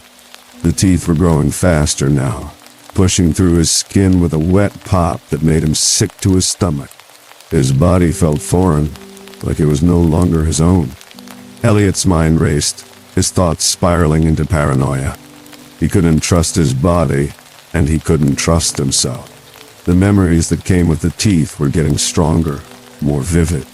He could smell the damp earth and the decaying flesh, the scents lingering in his nostrils long after the visions faded. He heard a noise behind him and turned, his heart pounding in his chest. Rachel stood in the doorway, her arms crossed and her expression unreadable. Her eyes darted to the remains of the chicken on the counter, and for a moment Elliot thought he saw fear flicker across her face. "Elliot, we need to talk," she said, her voice low and steady. He nodded, his mouth dry. He didn't know what to say, but he knew he couldn't keep pretending everything was fine. The lies were piling up, and he couldn't carry the weight anymore. Rachel hesitated, then stepped into the kitchen. She moved slowly, as if she was approaching a wild animal. Elliot didn't blame her.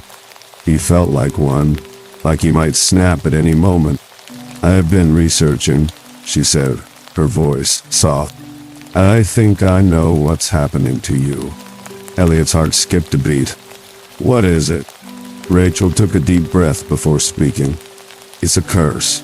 Your family, they did something terrible a long time ago. They took something that didn't belong to them, and now it's coming back." Elliot's mind reeled. A curse? It sounded ridiculous, but he couldn't deny what was happening to him. The teeth, the memories, the unbearable hunger, it all pointed to something beyond rational explanation. "What did they do?" he asked, his voice barely above a whisper. "They robbed graves," Rachel said, her words cutting through the air like a knife. They took bodies and they ate them. The spirits of those people, they're angry. They want their bodies back. Elliot's stomach twisted, a wave of nausea rolling over him. He couldn't believe what he was hearing. Grave robbing and cannibalism. It sounded like something out of a horror story, not his family's history. But the memories were there, buried deep in his mind. He could feel them, could taste the fear and the desperation. The teeth in his skin were a reminder, a physical manifestation of the sins his family had committed. "And me?" he asked, his voice cracking. "What do they want from me?" Rachel's eyes filled with tears, but her voice remained steady. "They want you to pay for what your family did. They want you to carry their remains, to keep them close. But I think there's a way to stop it." Elliot's heart leapt at the hope in her words. "How?" Rachel hesitated, then pulled a small notebook out of her pocket. "I found a ritual," she said. "It's old, but I think it could work. We need to cleanse your body, to rid it of the curse." Elliot nodded, desperation clawing at his chest. He would do anything to make it stop, to rid himself of the teeth and the memories that haunted him. But as he looked at Rachel, he saw the fear in her eyes. She was scared of him, of what he was becoming, and he couldn't blame her. He was scared too. Reclamation. Elliot's transformation accelerated, his body a canvas of horror. Each new tooth pierced through his skin with a sickening crunch, like brittle twigs snapping underfoot. The sounds echoed in his mind. Pop, snap, gnash, a macabre symphony that haunted his every waking moment. His fingers stiffened, turning to brittle bones that clicked against each other with an unsettling crackle. His chest expanded unnaturally, the ribs parting to make room for rows of gnashing teeth, a nightmarish grin spreading across his torso. One night, as he caught a glimpse in the mirror, Elliot's reflection showed a face stretched into a permanent scream. But it wasn't just his body betraying him. His mind was unraveling. Whispers echoed in his ears, voices of ancestors he'd never known, their anger and hunger a relentless chorus.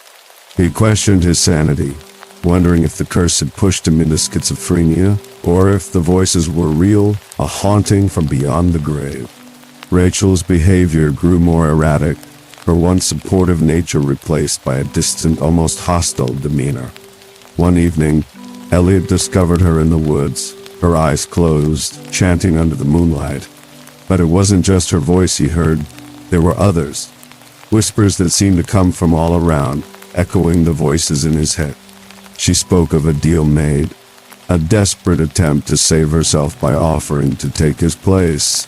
But as Elliot watched, a shadowy figure seemed to hover just beyond her, as if waiting to claim its due. Their confrontation was explosive. Rachel's transformation began, her jaw elongating with a grotesque pop, revealing rows of razor-sharp teeth. Elliot's fear turned to rage, but beneath it was a deep sadness. He realized the curse had consumed them both, and the only way to end it was to confront its source. Guided by the haunting voices and the morbid intuition, Elliot made his way to an ancient tree stump on their property. The air was thick with an unnatural silence, broken only by the distant howl of wind and the soft crunch of leaves underfoot. Cole, their black cat, appeared unexpectedly, his eyes glowing like lanterns in the dark. The cat's presence was both comforting and ominous, as if he were a spirit guide leading Elliot to his destiny. As Elliot reached the stump, the ground trembled beneath him. The tree's roots twisted and writhed like living vines. With a surge of adrenaline, he poured gasoline over the stump and lit it ablaze. The flames roared to life, consuming the wood with a crackle that echoed the snapping of his own bones. The roots shrieked in a sound that was almost human, a deafening wail that seemed to shake the earth itself. In the flames, Elliot saw visions of his ancestors, their faces twisted in a mixture of anguish and anger. He felt their pain, their regret, and their curse. The fire was a purging, a final act of defiance against the evil that had haunted his family for centuries. In the end, It was Elliot who perished in the flames, but the curse was broken. Rachel collapsed, freed from its grasp, though forever scarred. The tree stump was reduced to ashes, the roots retreating into the earth with a defeated hiss. Yet, the epilogue hints that the curse may not be entirely vanquished. Months later, Rachel hears a growl from the attic and finds a tooth wet with blood. Cole's glowing eyes watch her, a silent sentinel. The curse, it seems, is not done with them yet, leaving the door open for a lingering horror that refuses to rest. In this chapter, the horror is palpable, building with each snap and crunch, each whispered voice and twisted reflection. The suspense is relentless, leading to a climax that is both tragic and terrifying, leaving the audience on edge, wondering if the nightmare has truly ended. Epilogue. What remains? The old wooden house creaked with every breeze, its empty halls echoing memories that Rachel Grayson would rather forget. It had been 6 months since Elliot's sacrifice, 6 months since the ground shook and the ancient tree stump burned, releasing a deafening roar that seemed to shatter the air itself. But the silence that followed was heavier, more oppressive, as if the house itself mourned. Rachel sat alone in the dimly lit living room, the flickering glow of a single lamp casting long shadows across the wall. Her eyes, once bright and full of life, now held a dull sheen, haunted by the weight of guilt and loss. The fireplace was cold, the ashes of the last fire long swept away, but the chill in the room had little to do with the season. It was as though the warmth had been sucked out of the house, leaving only a lingering cold that seeped into her bones. Cole, their sleek black cat, sat by the window, his golden eyes fixed intently on the darkness outside. His fur was matted in places and his movements had grown sluggish, as if he too felt the oppressive weight of the house. But it was his eyes that unsettled Rachel most, those unblinking, glowing orbs that seemed to watch her every move, as if waiting for something to happen. She tried to distract herself with a book, but the words blurred on the page. Her mind wandered, drifting to the memories of Elliot, his laughter, his hands, the way he used to look at her with such love and adoration. But those memories were tainted now, overshadowed by the horror of what he had become. The teeth, the screams, the twisted, inhuman visage that had once been her husband's face. She shuddered, forcing herself to focus on the present. The house creaked again, louder this time, and Rachel's heart skipped a beat. She set the book aside and stood, her bare feet making soft slapping sounds against the cold wooden floor. She told herself it was just the house settling, but the rational part of her mind was growing thinner, worn down by the relentless barrage of strange occurrences. Doors creaked open on their own and she would find things moved from their usual places. At first she dismissed it as her own forgetfulness, but deep down she knew better. The air was thick with an almost palpable presence, a lingering shadow that seemed to follow her everywhere. She couldn't shake the feeling that she was being watched, and the sound of her own breathing was the only thing that kept her grounded. Upstairs she heard a faint thump, followed by the soft rustle of fabric. Her breath caught in her throat as she froze, her hand clutching the banister. The sound came again, this time louder, more deliberate. It sounded like footsteps, heavy and uneven, as though something was moving through the attic. Her heart pounding, Rachel forced herself to move, her legs trembling as she climbed the stairs. The higher she went, the colder the air seemed to grow, until she could see her breath misting in front of her. At the top of the stairs she hesitated, her hand reaching for the attic door. It was slightly ajar, and she could feel a faint draft of air coming from the other side. She pushed it open slowly, her voice barely above a whisper. "Hello? Is anyone there?" The only response was silence. Steeling herself, Rachel stepped into the attic, her eyes adjusting to the dim light filtering through the dusty windows. The space was cluttered with old trunks, boxes, and forgotten relics of a life once lived. But it was what lay on the floor that made her blood run cold. In the center of the room, gleaming faintly in the dim light, was a tooth. It was large and yellowed, its surface jagged and uneven, It looked just like the ones that had grown from Elliot's body, the same ones that had torn through his skin and transformed him into something monstrous. But it was the blood that caught her attention. Fresh, glistening droplets clung to the surface of the tooth, dripping slowly onto the floor with a sickening rhythm. Drip, drip, drip. Rachel's stomach churned as she stared at it, her mind racing. Where had it come from? And why was it here now? She took a step back, her heart racing, and that was when she heard it. A low, guttural growl, deep and resonant, seemed to fill the room. It wasn't like anything she had ever heard before. It was primal, raw, and it sent a chill down her spine. The sound seemed to come from all around her, echoing off the walls, and she could feel it vibrating through the floor beneath her feet. Her breath came in short, sharp gasps as she turned to run, but her feet felt rooted to the spot. The growl grew louder, more intense, until it seemed to fill every corner of her mind. She could feel it in her bones, a deep, thrumming vibration that made her teeth ache. And then, as suddenly as it had started, it stopped. The silence that followed was oppressive, heavy with anticipation. Rachel's heart pounded in her chest as she forced herself to move, turning and running down the stairs as fast as she could. She didn't stop until she reached the safety of the living room, where she collapsed onto the couch, her hands shaking uncontrollably.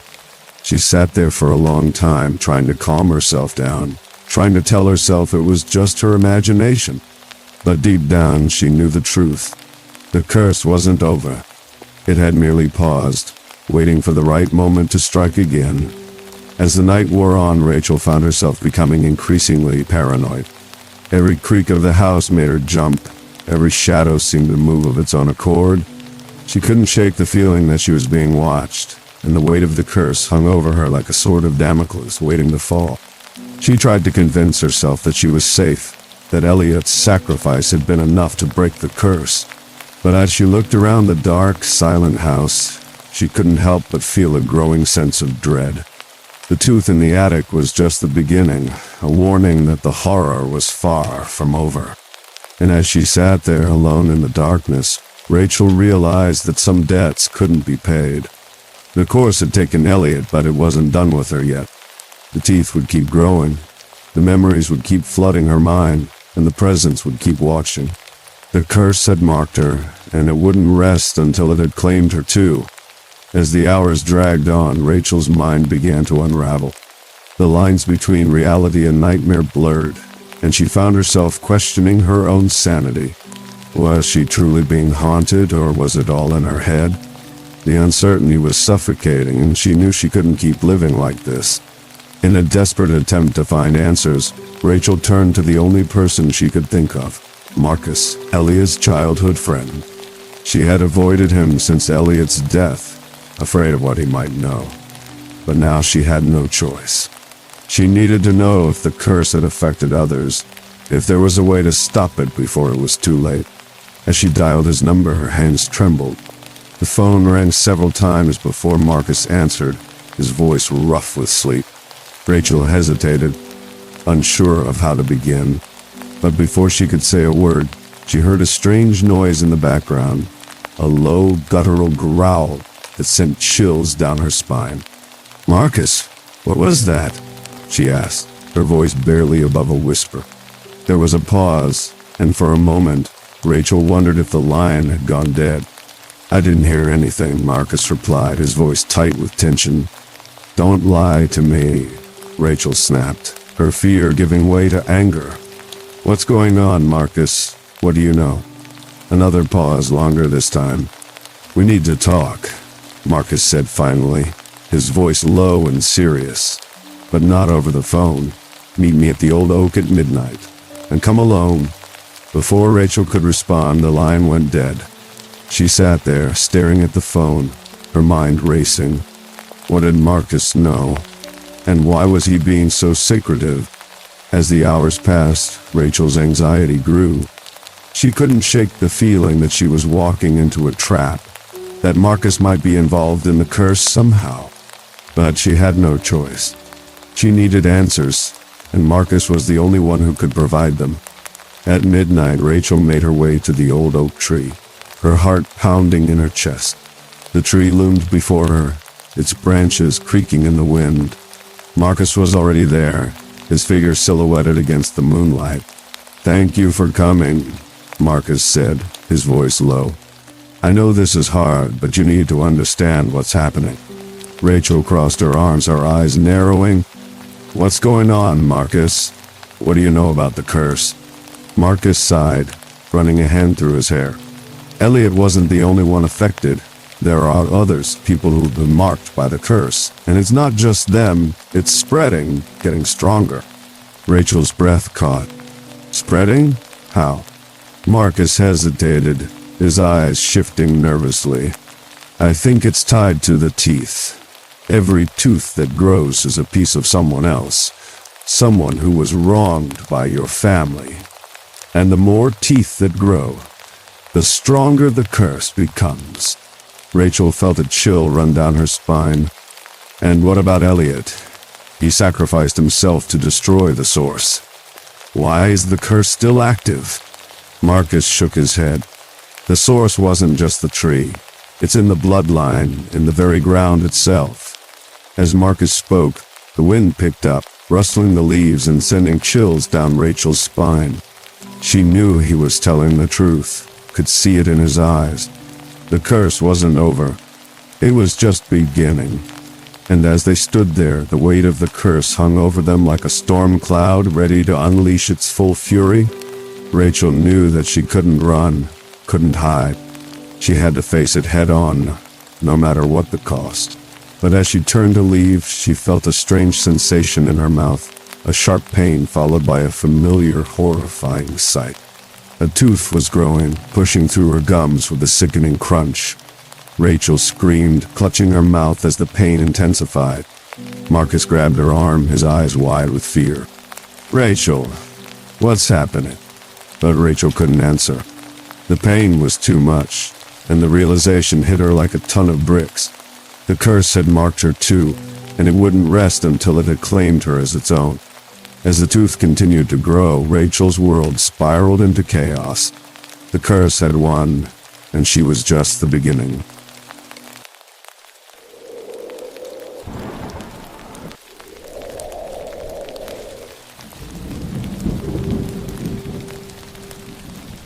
The Hollowing, a sleep horror story. In the heart of the Appalachian Mountains lies a place where silence isn't peaceful, it's alive. Solace Ridge, an old cabin inherited by Mia and her children, Ethan and Lila, becomes the stage for a chilling descent into madness and survival. What starts as a hopeful escape from their troubled past quickly spirals into something far darker, a haunting that blurs the line between reality and nightmare, family loyalty, and betrayal. Mia, desperate to rebuild her life after a bitter divorce, moves with her kids to Solace Ridge, hoping to find solace in its rustic charm. The forest surrounding them feels oppressive, though. Branches creak like bones, crackles snap, and the air smells damp, almost metallic.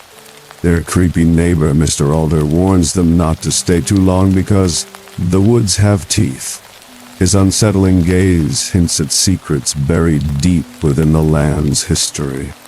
But Mia dismisses his warnings as superstition until strange occurrences begin unraveling their fragile sense of safety. Ethan, the quiet teenager who loves drawing monsters, soon finds himself plagued by vivid nightmares about shadowy figures watching him from the corners of his room. Meanwhile, Lila befriends a stray black cat named Cole, which seems unnervingly attached to her. One night, Mia wakes up to faint whispers coming from the walls. Shh, hiss. At first she thinks it's just the wind, but the voices grow clearer over time. Murmurs of anger, sorrow, and hunger.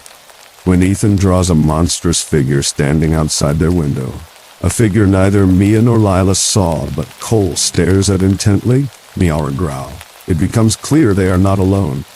As tensions rise, Mia discovers a hidden basement beneath the attic. Inside, she uncovers artifacts left behind by previous owners.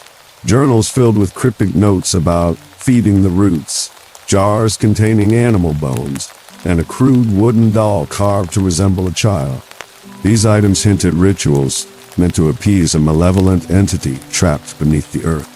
The carvings etched into the walls match symbols Ethan has been drawing, and Lila begins mimicking these symbols in chalk on the floors, claiming, "They told me too." Things escalate when trees near the cabin start growing unnaturally fast, their roots twisting through cracks in the foundation. Creak groan pop. One morning, Mia steps outside to find claw-like branches curling toward the windows, as if trying to pull themselves inside. Inside, the whispers become deafening, overlapping voices chanting phrases like "feed us" and "join us." Lila grows weaker each day, refusing food and water while spending hours whispering to Cole or staring blankly at the floor. Her behavior takes a sinister turn when she starts speaking in an unfamiliar language, her voice sounding older, deeper, as if possessed. Tensions boil over when Mia accuses Ethan of carving more symbols into the walls while she sleeps. He denies it, claiming someone else is doing it. Their argument turns violent, ending with Ethan storming out into the woods. Hours later, he returns pale and trembling, muttering about seeing Lila dancing naked in a clearing with Mr. Alder, and Cole sitting nearby, licking blood off its paws, lick slurp. This revelation forces Mia to confront Mr. Alder, who reluctantly reveals that the land was cursed centuries ago. A Native American tribe once used the area for rituals meant to contain a vengeful spirit. Over time, settlers built homes on top of sacred burial grounds, angering the entity below. Desperate to save her family, Mia pieces together clues from the journals and learns that the only way to break the curse is to destroy the heart of the entity, the ancient tree stump in the clearing. However, this requires a sacrifice, a life willingly given. As she prepares to leave, Cole appears beside her, meowing softly, meow-da-ba-mew. For the first time, Mia notices that the cat's eyes glow red. It nudges her hand, then leads her back to the clearing. There, she sees Lila standing beside the stump, smiling serenely. Behind her looms a towering humanoid figure made entirely of roots and shadows. Just as the entity reaches for her, Cole leaps onto the stump and lets out a piercing screech. Screech! Light explodes from the cat's body, engulfing the clearing. When the light fades, the stump is charred and split open, and Cole is nowhere to be seen. Months later, Mia and Lila move away from Pine Ridge, leaving the cabin to rot. On Lila's 10th birthday, Mia gives her a new stuffed cat, hoping to replace Cole. But as they sit together in their new home, Lila whispers, "He's still here, Mommy." Mia freezes as the sound of tiny claws echoes across the hardwood floor. Tap, tap, tap, tap. The call of Solace Ridge. A place where silence isn't peaceful, it's alive.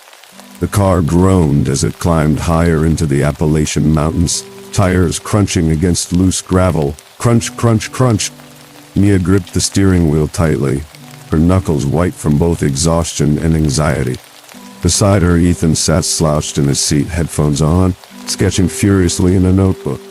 In the back seat, Lila pressed her face to the window, pointing excitedly at every deer or bird they passed. "This is going to be great," Mia said aloud, more to convince herself than anyone else.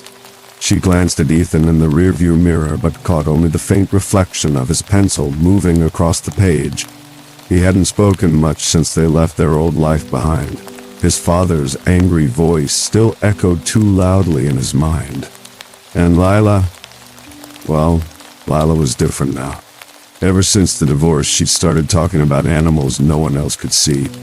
"There's a fox following us," she'd say, or, "I think that crow likes me." It unnerved Mia, though she tried not to show it.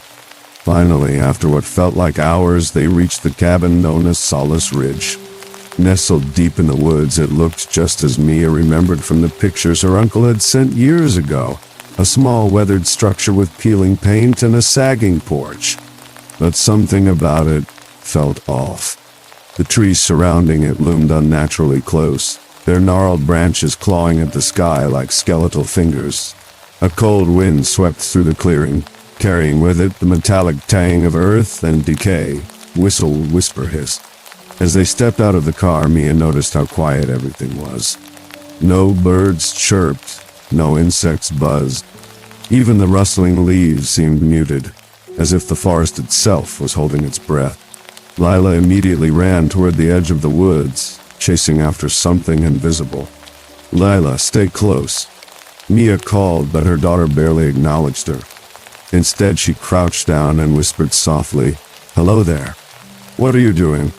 Ethan asked, finally pulling off his headphones. His tone was sharp, almost accusatory. "She says hello," Lila replied simply, standing up and brushing dirt off her jeans. Her wide eyes met Ethan's before darting away again, landing instead on a black cat sitting perfectly still under a nearby tree. Its fur shimmered oddly in the dim light, and its golden eyes locked onto Lila with an intensity that made Mia shiver. "That's weird," Ethan muttered, stuffing his hands into his pockets. "Cats don't usually hang around people like that." "Maybe it's lonely," Lila said, smiling as she approached the animal. To everyone's surprise, the cat didn't run. Instead, it let out a low, rumbling purr, rumble, and rubbed against Lila's leg before trotting toward the cabin. "Well, I guess we have company," Mia sighed, forcing a smile. She turned her attention back to unloading the car, trying to shake the unease creeping along her spine. Later that evening, as twilight settled over the mountains, Mia decided to explore the property while the kids unpacked inside. The air grew colder, biting at her skin, and the shadows stretched long across the ground. As she walked around the perimeter of the cabin, she couldn't help but notice how the roots of the surrounding trees twisted unnaturally, curling outward like grasping hands. Snap, crackpot! Some even appeared to pierce through the foundation of the house itself, disappearing beneath rotting floorboards. Near the edge of the woods, she stumbled upon a cluster of smooth stones arranged in a crude circle. At first glance, they seemed ordinary, but upon closer inspection, Mia realized they were marked with strange symbols, triangles within circles, jagged lines intersecting at odd angles. Her stomach churned, though she couldn't explain why. Something about them felt wrong, as if they carried weight far beyond their simple design. Before she could investigate further, a sound stopped her dead in her tracks, a low, guttural growl emanating from somewhere deep in the woods. Growl, growl, thrup. She spun around, heart pounding, but saw nothing except the silhouette of trees swaying gently in the breeze. Still, the feeling of being watched lingered, pressing heavily on her chest. Back inside, Mia found Ethan hunched over his notebook again, this time drawing something darker than usual. A monstrous figure standing outside a window, its elongated arms ending in claw-like fingers. When she asked him about it, he shrugged dismissively. "It's just something I dreamed last night," he said, avoiding her gaze. Meanwhile, Lila sat cross-legged on the floor, playing with the black cat which she had named Cole. Every so often she would stop mid-sentence and tilt her head, as if listening to someone whispering just out of earshot. That night, as Mia lay awake in bed, she heard it, the faintest murmur drifting through the walls, almost indistinguishable from the wind.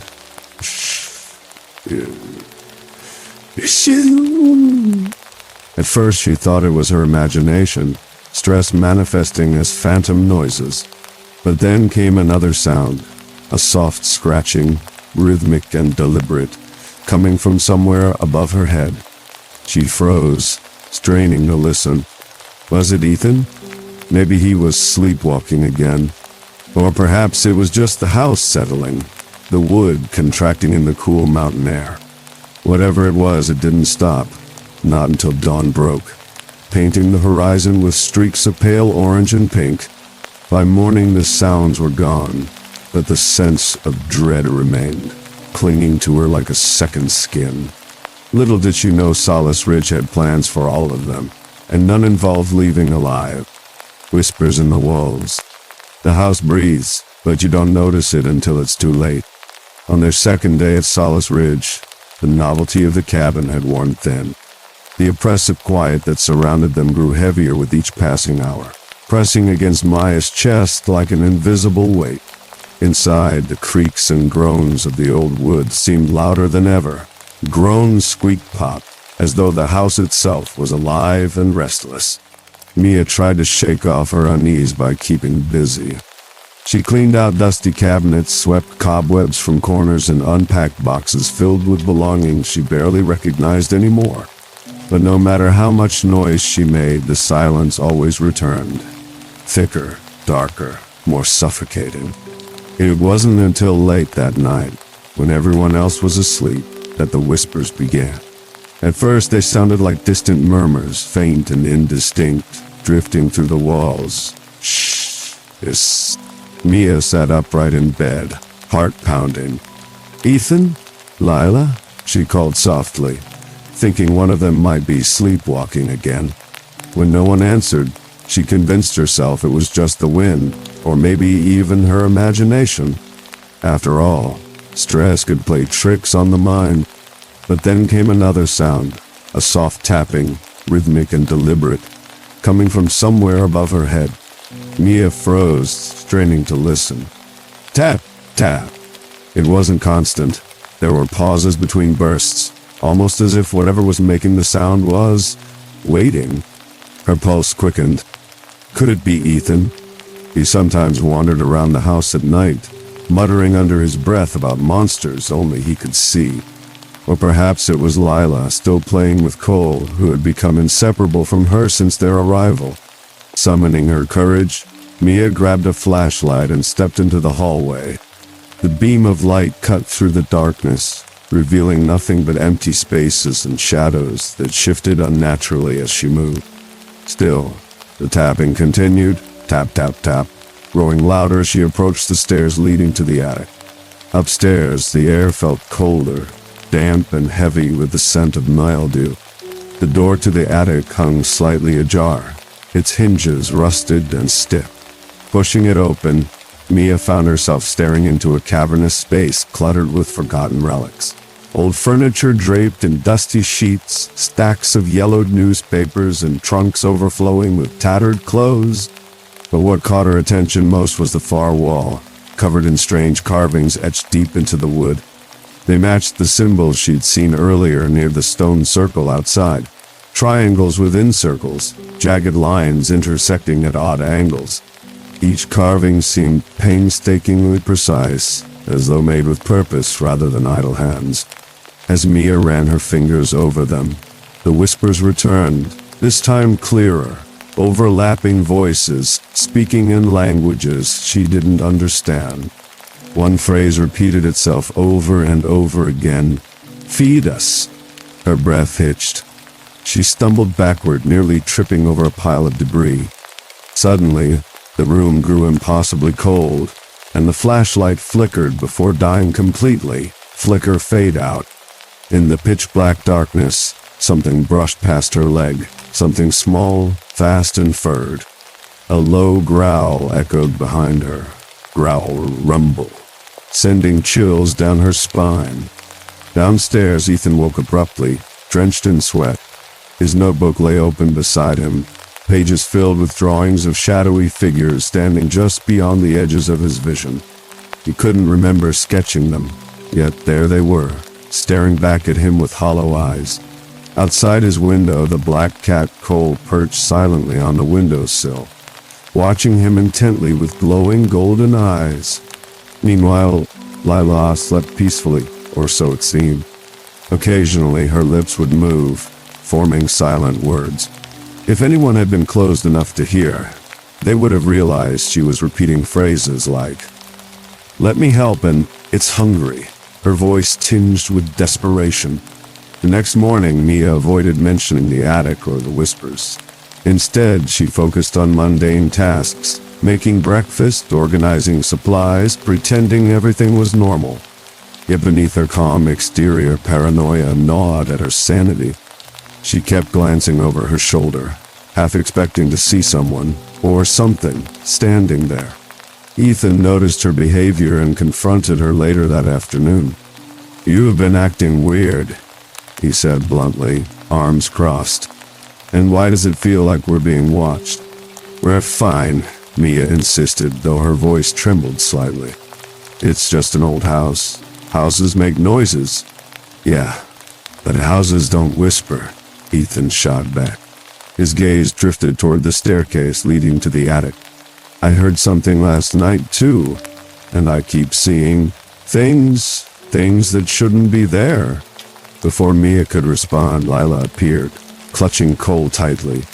"Hey, he says it's okay," she announced cheerfully, pointing to the cat. "As long as we stay together, nothing bad will happen." Mia exchanged a worried glance with Ethan. Was Lila imagining the cat talking, or was there something more sinister at play?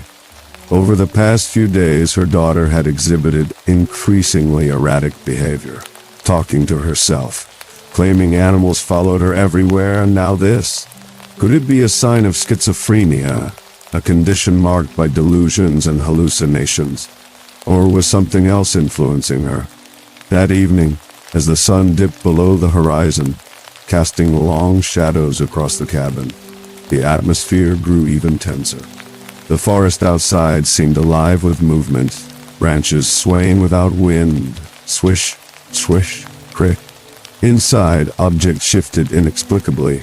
A chair knocked over in an empty room, a spoon clattering to the floor moments after being placed on the counter, clink-clatter. Cole prowled the house restlessly, his tail twitching like a metronome. Thwip-thwop. Every so often he'd stop and stare at a particular spot, as if glaring at something only he could see. When bedtime finally arrived, none of them slept soundly. Mia tossed and turned, plagued by fragmented dreams of roots twisting through the walls, reaching for her throat, snap, crack, choke. Ethan dreamed of shadowy figures chasing him through endless corridors, their laughter echoing in his ears. And Lila smiled in her sleep, murmuring softly, "It's almost time." Unbeknownst to any of them, the whispers on the walls weren't random. They were calling for something buried deep within the cursed land surrounding Solace Ridge. Something ancient, hungry, and very, very angry. As the clock struck midnight, the temperature plummeted, and the entire house shuddered violently. Rumble, shake, boom. For a brief moment, the lights flickered, illuminating the silhouette of a massive figure standing in the corner of the living room. Then, just as quickly, it vanished, leaving behind only the faintest trace of sulfur in the air. Whatever it wasn't done with them yet. The forgotten room. What lies hidden always demands to be found. The next morning, Mia woke with a throbbing headache and a sense of dread she couldn't shake. Last night's encounter in the attic lingered like a shadow over her mind, twisting her thoughts into knots. She avoided looking at the staircase leading upstairs, but the carvings on the wall haunted her every time she closed her eyes. Something was wrong, terribly wrong, and it wasn't just the house. It was as if Solace Ridge itself had awakened, hungry for attention. Ethan seemed distracted too. His usual quiet demeanor had turned sullen, his face pale and drawn. He spent most of the day hunched over his notebook, sketching symbols that matched those carved into the attic walls. When Mia asked him about them, he shrugged, muttering something about just doodling. But his hands trembled as he flipped through the pages, revealing drawings of monstrous figures emerging from trees and roots curling around human bodies. Lila, on the other hand, appeared oddly cheerful despite the growing tension. Cole followed her everywhere, even perching on her lap during meals. Occasionally, she would pause mid-sentence and tilt her head as though listening to someone whisper instruction. One afternoon, while Mia was sorting through boxes in the living room, Lila approached her, clutching a piece of chalk. "Can I draw on the floor?" Lila asked sweetly, holding up the chalk. Before Mia could respond, the girl dropped to her knees and began sketching triangles within circles, the same symbols etched into the attic wall. "Where did you see that?" Mia demanded, her voice sharp with unease. "They told me," Lila replied simply, not looking up from her work. Her tone was calm, almost robotic, sending chills down Maya's spine. Later that evening, unable to ignore the gnawing curiosity eating away at her, Mia decided to investigate further. She returned to the attic, this time armed with a flashlight and a hammer, an irrational attempt to feel safer. As she climbed the creaky stairs, groan squeak pop, the air grew colder, heavier, pressing against her skin like a damp shroud. In the far corner of the attic, partially obscured by a dusty sheet, she discovered a trapdoor embedded in the floorboards. Its iron handle was rusted shut, but after several forceful tugs, screech clank, it finally gave way, revealing a narrow ladder descending into darkness. Heart-pounding, Mia descended into what appeared to be a hidden basement. The space was cramped and musty, lit only by the dim beam of her flashlight. Shelves lined the walls, cluttered with jars containing unidentifiable objects submerged in murky liquid. Some held what looked like animal bones. Others contained tufts of fur or fragments of cloth. On one shelf sat a collection of journals bound in cracked leather. Flipping through their brittle pages, Mia found entries written in shaky handwriting, detailing rituals meant to appease some unseen force. Phrases like "feed the roots" and "bless the hollow ground" recurred throughout, accompanied by crude sketches of trees with gaping mouths at their bases. At the center of the room stood an altar made of rough-hewn stone, its surface stained dark with age. On top lay a wooden doll carved to resemble a child, its features distorted into a grotesque grin. For reasons she couldn't explain, Mia felt compelled to touch it. But as soon as her fingers brushed its surface, the whispers returned, louder and angrier than before. Panic surged through her veins.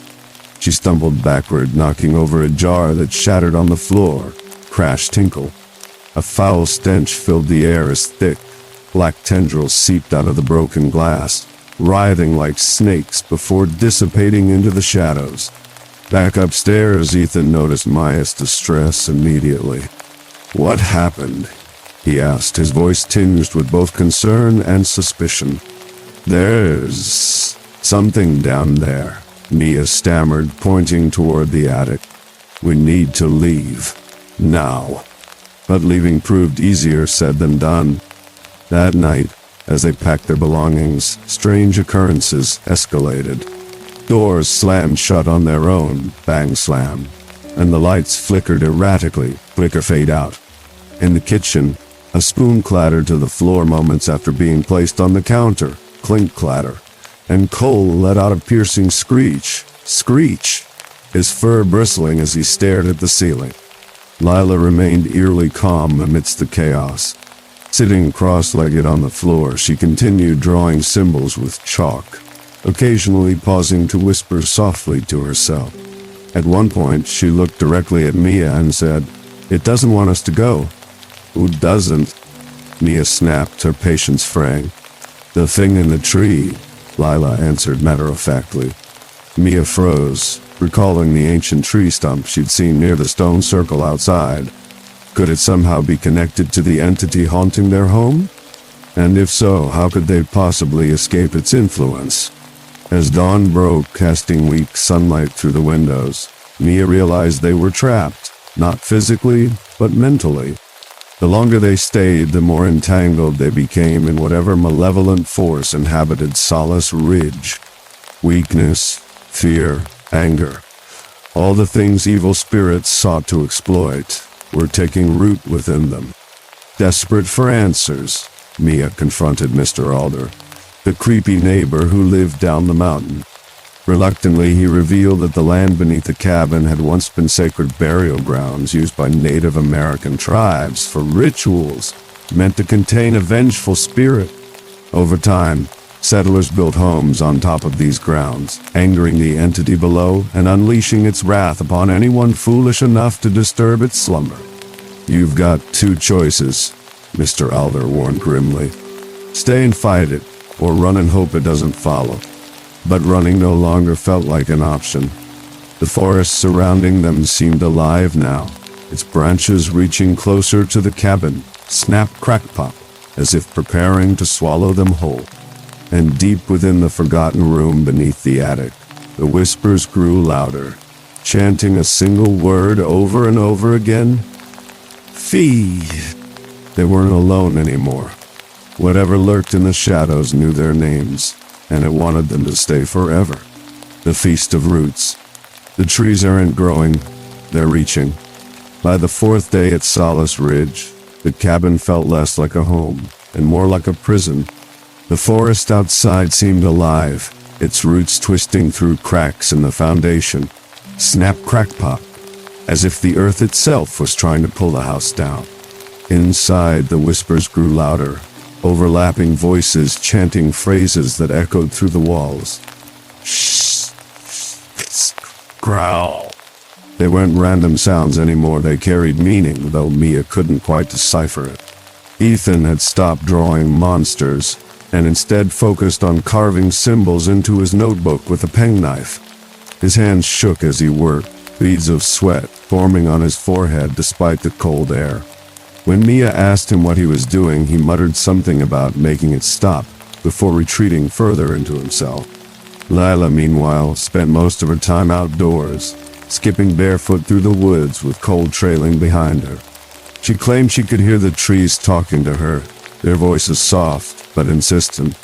One afternoon, while Mia struggled to keep the fire burning in the fireplace, Ethan burst into the living room, clutching his notebook.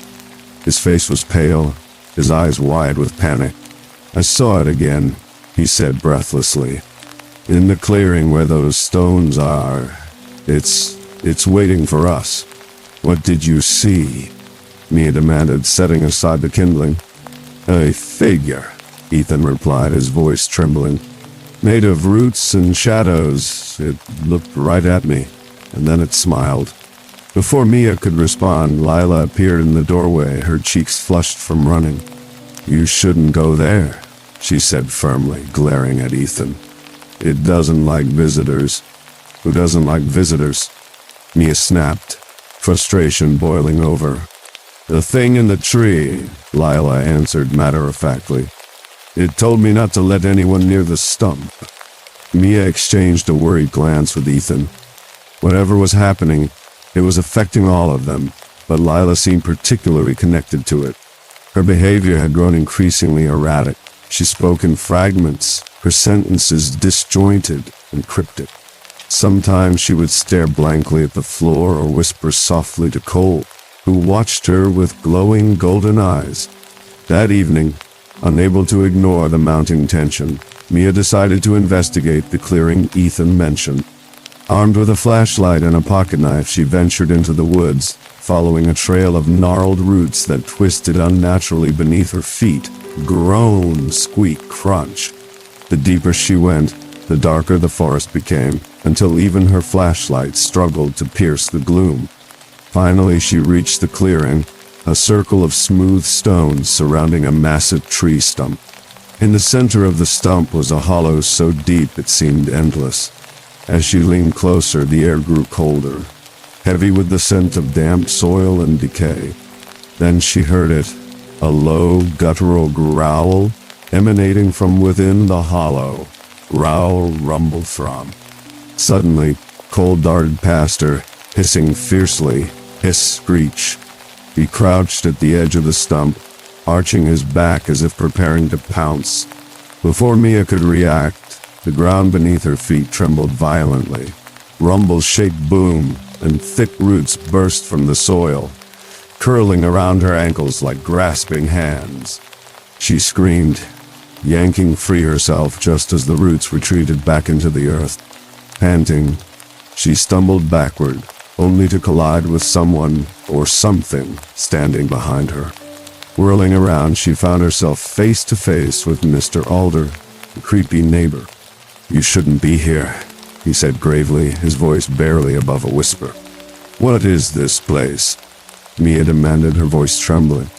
"It's the heart of the curse," Mr. Alder explained. "The entity feeds on human souls, especially those of children. That's why it wants your family." Mia's stomach churned. "How do we stop it?" "There's only one way," Mr. Alder replied hesitantly. "Destroy the stump. but it requires a sacrifice, a life willingly given. Back at the cabin, Mia relayed everything to Ethan, leaving out the part about the sacrifice.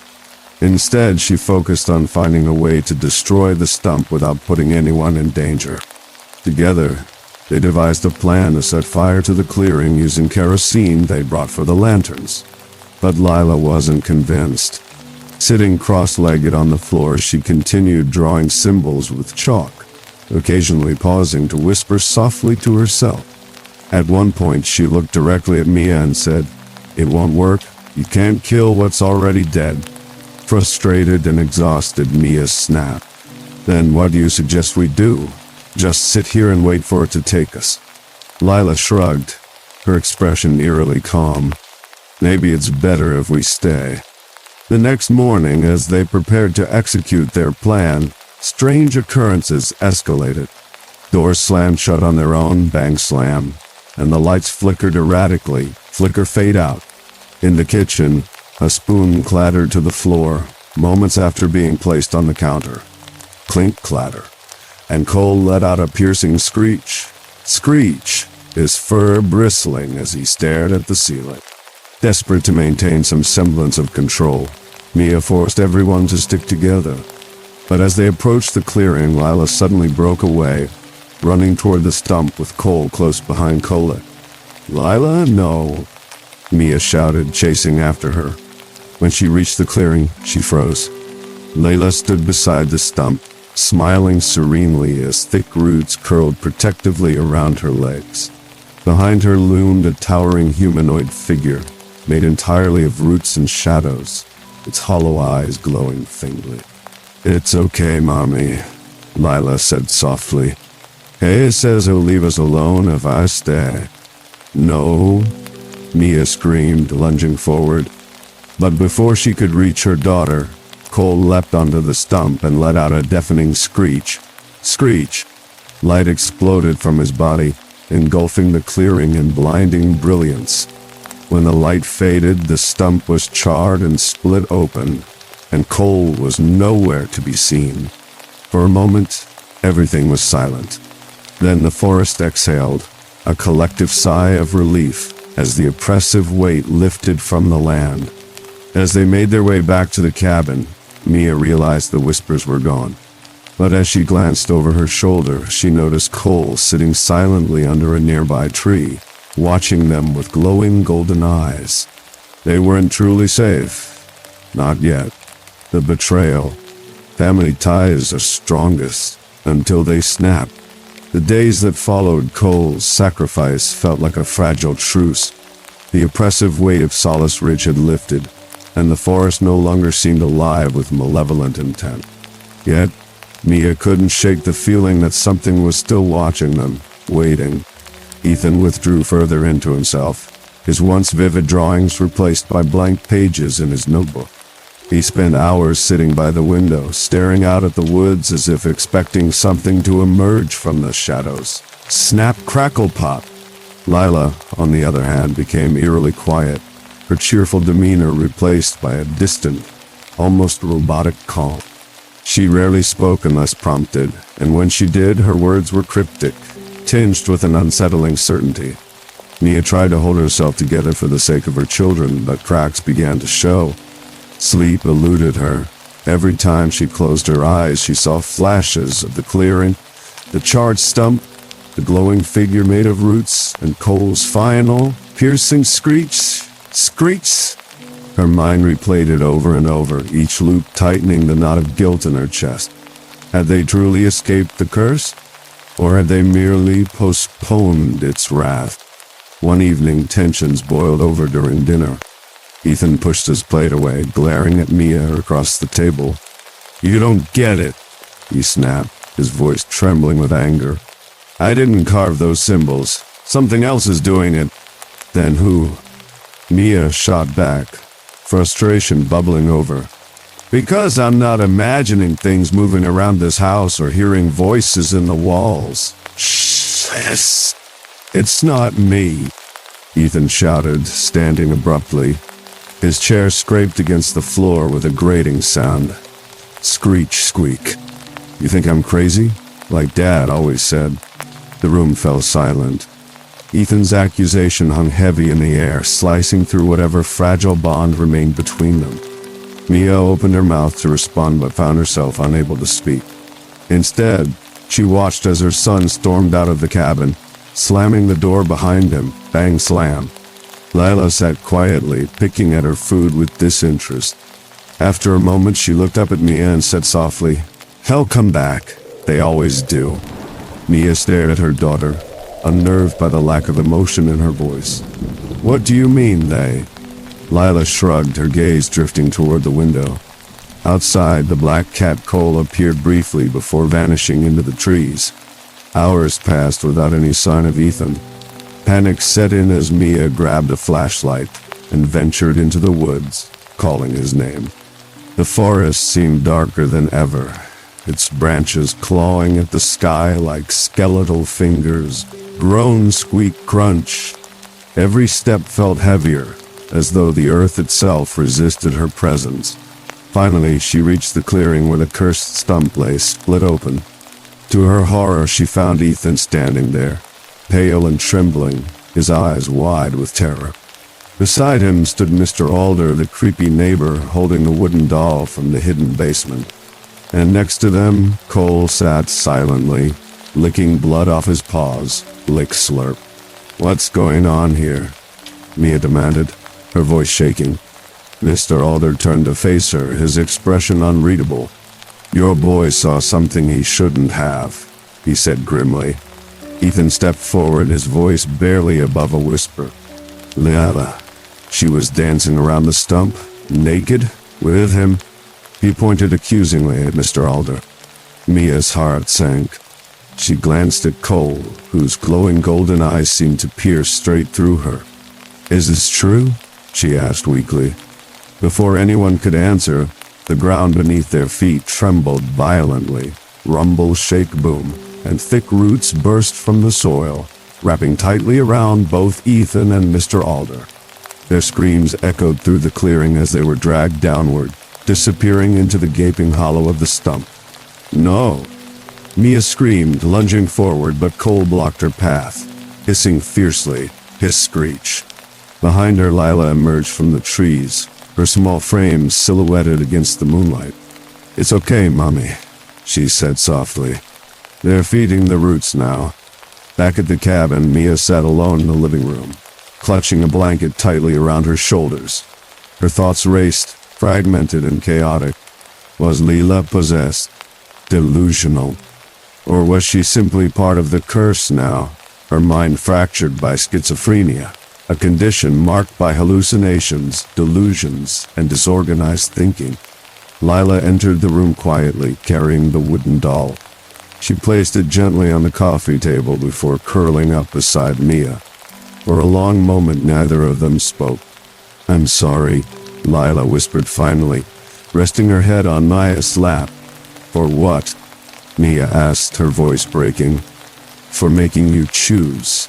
Before Mia could respond, the lights flickered erratically, flicker fade out, plunging the room into darkness. In the silence that followed, the whispers returned, louder and angrier than ever.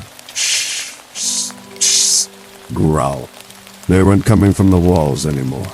They were inside her head, overlapping voices chanting a single word. "Betray!" As dawn broke, painting the horizon with streaks of pale orange and pink, Mia realized the truth. Solace Ridge hadn't let them go. It had claimed parts of them instead. Ethan and Mr. Alder were gone, sacrificed to appease the entity. And Lila was no longer entirely human. In the corner of the room, Cole watched silently, his glowing golden eyes reflecting the first rays of sunlight. There would be no escaping Solace Ridge, not completely. Not while the roots still hungered. The final sacrifice. Sometimes survival means becoming what you fear most.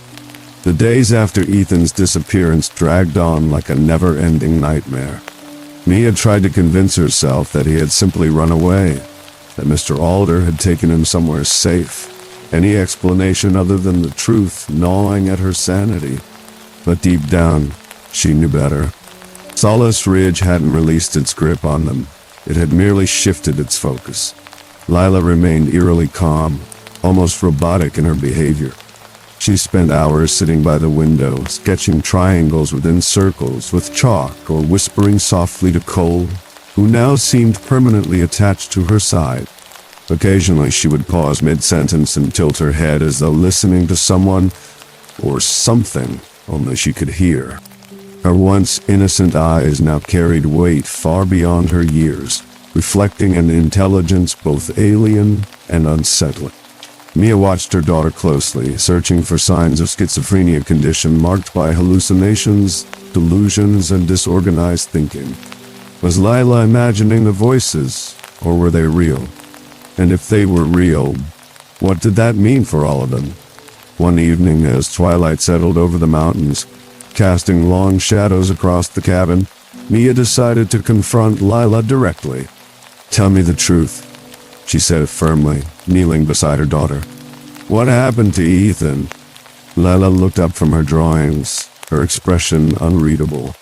"He's feeding the roots now," she replied matter-of-factly. "Just like Mr. Alder." Mia's stomach churned. "Feeding the roots? What does that even mean?" "The tree is hungry," Lila explained, pointing toward the forest. "It needs souls to stay alive. If we give it enough, maybe it will let us leave." Mia echoed, her voice trembling. "You're part of this now." Lila nodded solemnly. "It chose me, Mommy. I can hear it calling." Before Mia could respond, the lights flickered erratically. Flicker fade out, plunging the room into darkness. In the silence that followed, the whispers returned, louder and angrier than ever. "Shh, growl." They weren't coming from the walls anymore. They were inside her head, overlapping voices chanting a single word. Panic surged through Mia's veins. She scrambled to her feet, grabbing a flashlight and heading outside. The forest loomed ominously before her, its branches swaying without wind. Swish, swish, crick. She didn't know where she was going, only that she needed answers and closure. Deep within the woods, she found the clearing where everything had begun. The cursed stump still stood, its hollow depths yawning impossibly wide. Around it, the stones formed a crude circle, glowing faintly in the moonlight. As Mia approached, the ground beneath her feet trembled violently. Rumble, shake, boom, and thick roots burst from the soil, curling protectively around the stump. Suddenly Cole appeared beside her, his golden eyes glowing brighter than ever. He let out a low growl rumble, staring intently at the stump.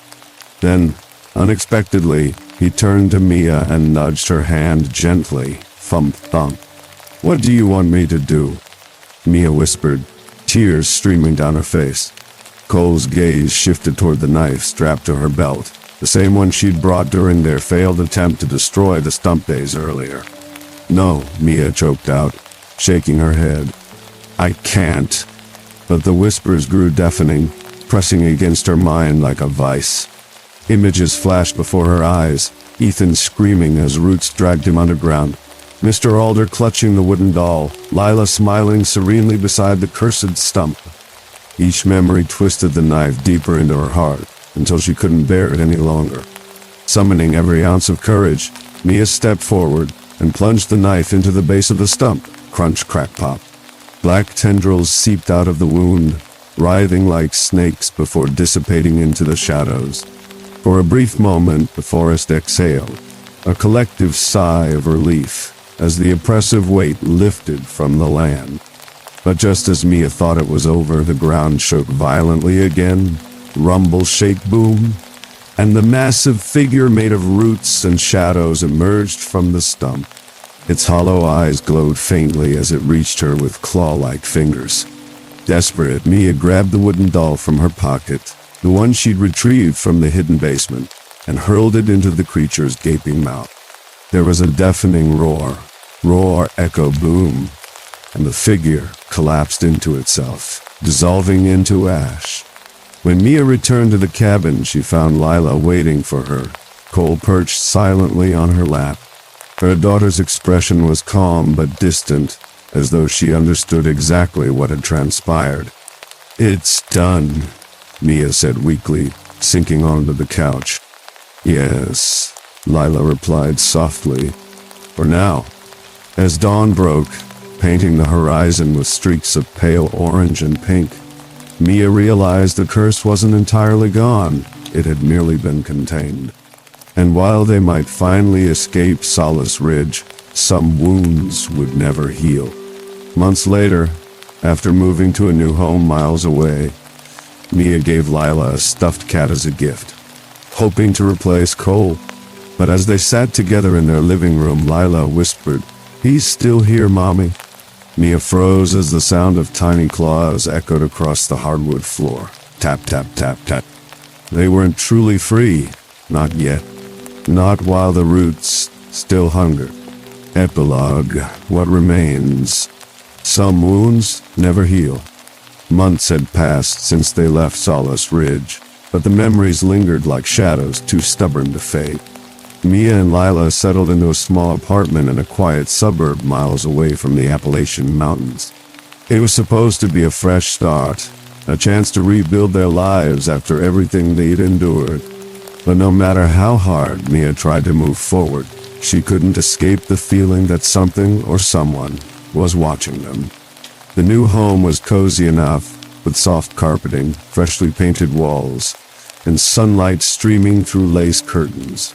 Yet, every creak of the floorboards, groan, squeak, pop, sent her heart racing, and every gust of wind rattling the windows, whistle, whisper, hiss, made her wonder if the whispers would return. At night, she often found herself lying awake, staring at the ceiling, listening for sounds that weren't there. Leila seemed to adjust better than Mia expected, or perhaps she simply hid it well. She attended school, played with other children, and even smiled occasionally. But there were moments when Mia caught her daughter staring blankly at the wall, or whispering softly under her breath. Once, while unpacking boxes in the living room, Mia discovered chalk drawings on the underside of Lila's desk, triangles within circles, jagged lines intersecting at odd angles, the same symbols etched into the attic walls back at Solace Ridge. Cole was gone, sacrificed to destroy the cursed stump, but his presence still lingered.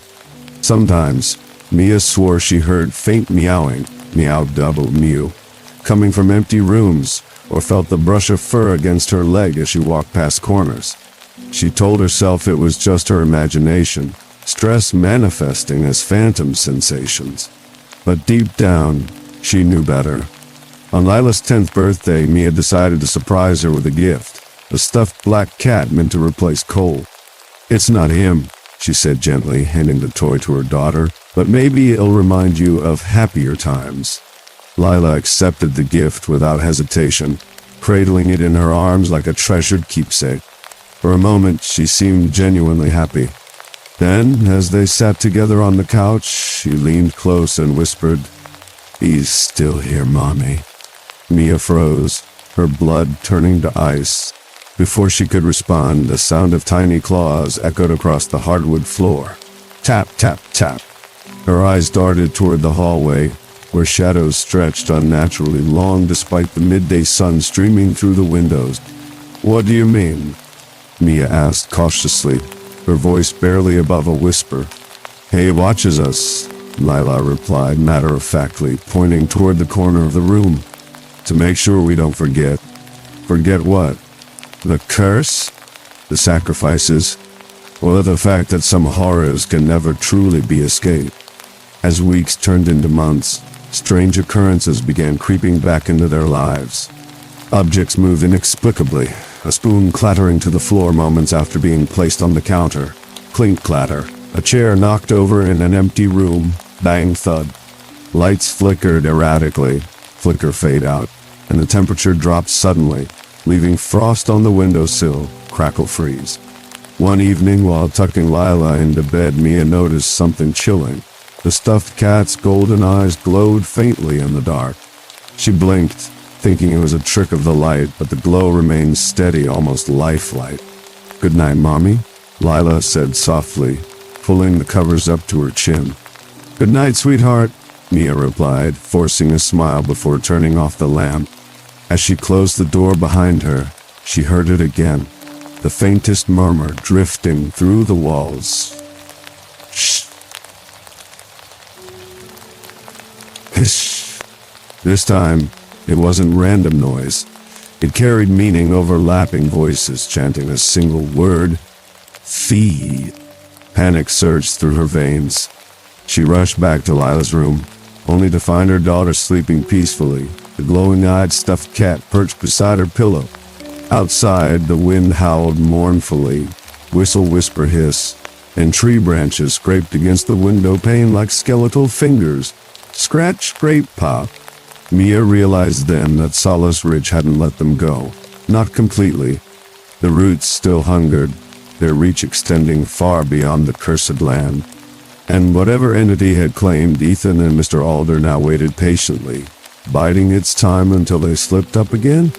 In the mirror hanging above the fireplace, Mia caught a glimpse of movement. Cole standing silently in a reflection, his glowing golden eyes fixed on her.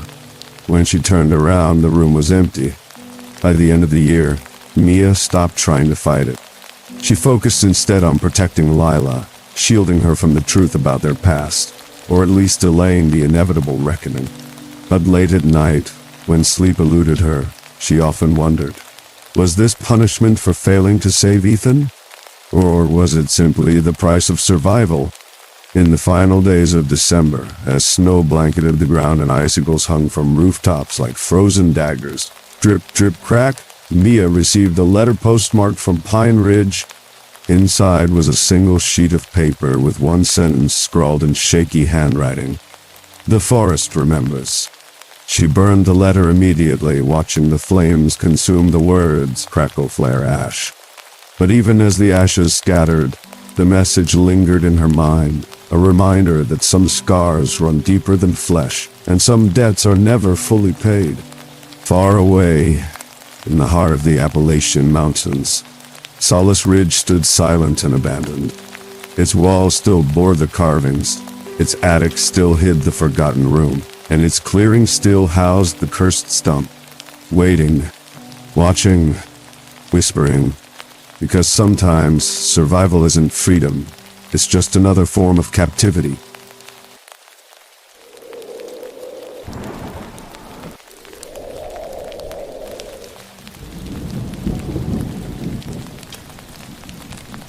The whispering dark, the empty house.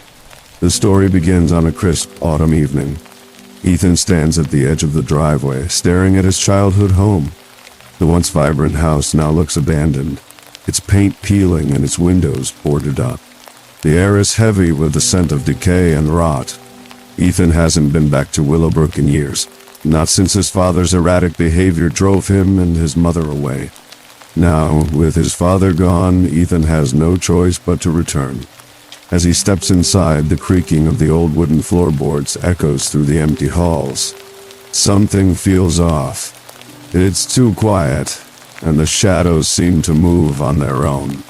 Ethan brushes it off as paranoia, but deep down he knows something is wrong. In the quiet rural town of Willowbrook, where the streets are lined with ancient oak trees, and the air carries the faint scent of damp earth and decaying leaves, 17-year-old Ethan Harper returns to his childhood home after his estranged father's mysterious disappearance. The house, once filled with laughter and warmth, now stands like a hollow shell, its walls bearing the weight of secrets only Ethan can hear. The creaks of the old wooden floorboards echo like whispers, and the shadows cast by the flickering streetlights seem to move of their own accord. Ethan hasn't been back to Willowbrook in years, not since his father's erratic behavior drove him and his mother away. But now, with his father gone, Ethan has no choice but to return to a place that feels more like a tomb than a home. The house looms before him, its peeling paint and boarded-up windows a testament to years of neglect. The wind whispers through the broken panes, carrying with it the faintest hint of a voice that sends shivers down Ethan's spine. He tries to brush it off as the wind playing tricks on his mind, but deep down he knows something is wrong. The air inside the house is thick with the scent of rot and decay, and the silence is oppressive, as if the house itself is holding its breath, waiting for something to stir. While cleaning out the house, Ethan decides to explore the attic, a place he avoided as a child. The air is thick with dust, and cobwebs cling to his face as he makes his way deeper into space. In the corner, he finds an old, rusted trunk. Inside, there's a journal belonging to his grandmother, a woman he never met but heard stories about. The journal is filled with cryptic writings and drawings of shadowy figures. One entry stands out. The darkness doesn't come from outside. It's born within. It's in our blood. As Ethan reads, he hears a faint whisper in his ear. "Get out while you still can." He spins around, but there's no one there. Suddenly, the lights flicker and die, plunging the attic into darkness. When they come back on, Ethan notices something he hadn't seen before. A small, sealed bag labeled Exorcist Barf Bag, with a strange symbol on it. The next day, while exploring the town, Ethan meets a girl named Lila. She's new to Willowbrook and seems eager to make friends. Layla is curious about the strange occurrences in the town and mentions that several people have gone missing recently. She warns Ethan about the house he's living in, saying it has a bad reputation. As they talk, Ethan feels a connection to her, but he's wary of trusting anyone too quickly. That night, as he lies in bed, he hears footsteps outside his window. He looks out and sees Lila standing in the shadows, staring at his house. When he calls out to her, she disappears into the darkness without a word. Ethan is left with more questions than answers. Ethan begins experiencing vivid, disturbing nightmares. In one, he's back in the attic, but this time, the trunk is open, and the shadowy figure from his grandmother's drawing steps out. It speaks in a voice that sounds almost like his father's, saying, "You can't run from what's inside you." Ethan wakes up drenched in sweat, his heart pounding. He tries to shake off the feeling of unease, but it follows him throughout the day. That evening, he finds a note on his kitchen table. They're watching you. It's not signed, but the handwriting looks familiar, like his father's. Lila goes missing. Ethan finds out when he goes to meet her at the local dinner. The waitress tells him she saw Lila arguing with a man who matched Ethan's father's description. Panicked, Ethan starts searching for the town, but no one seems to know anything. As night falls, he returns home, only to find the front door open. Inside, he discovers Lila's phone on the floor, the screen cracked and bloody. A voice behind him says, "You're next." This time, when Ethan turns around, he sees a figure standing in the shadows, a figure that looks exactly like his father. The figure steps forward, revealing that it's not Ethan's father, but something else entirely.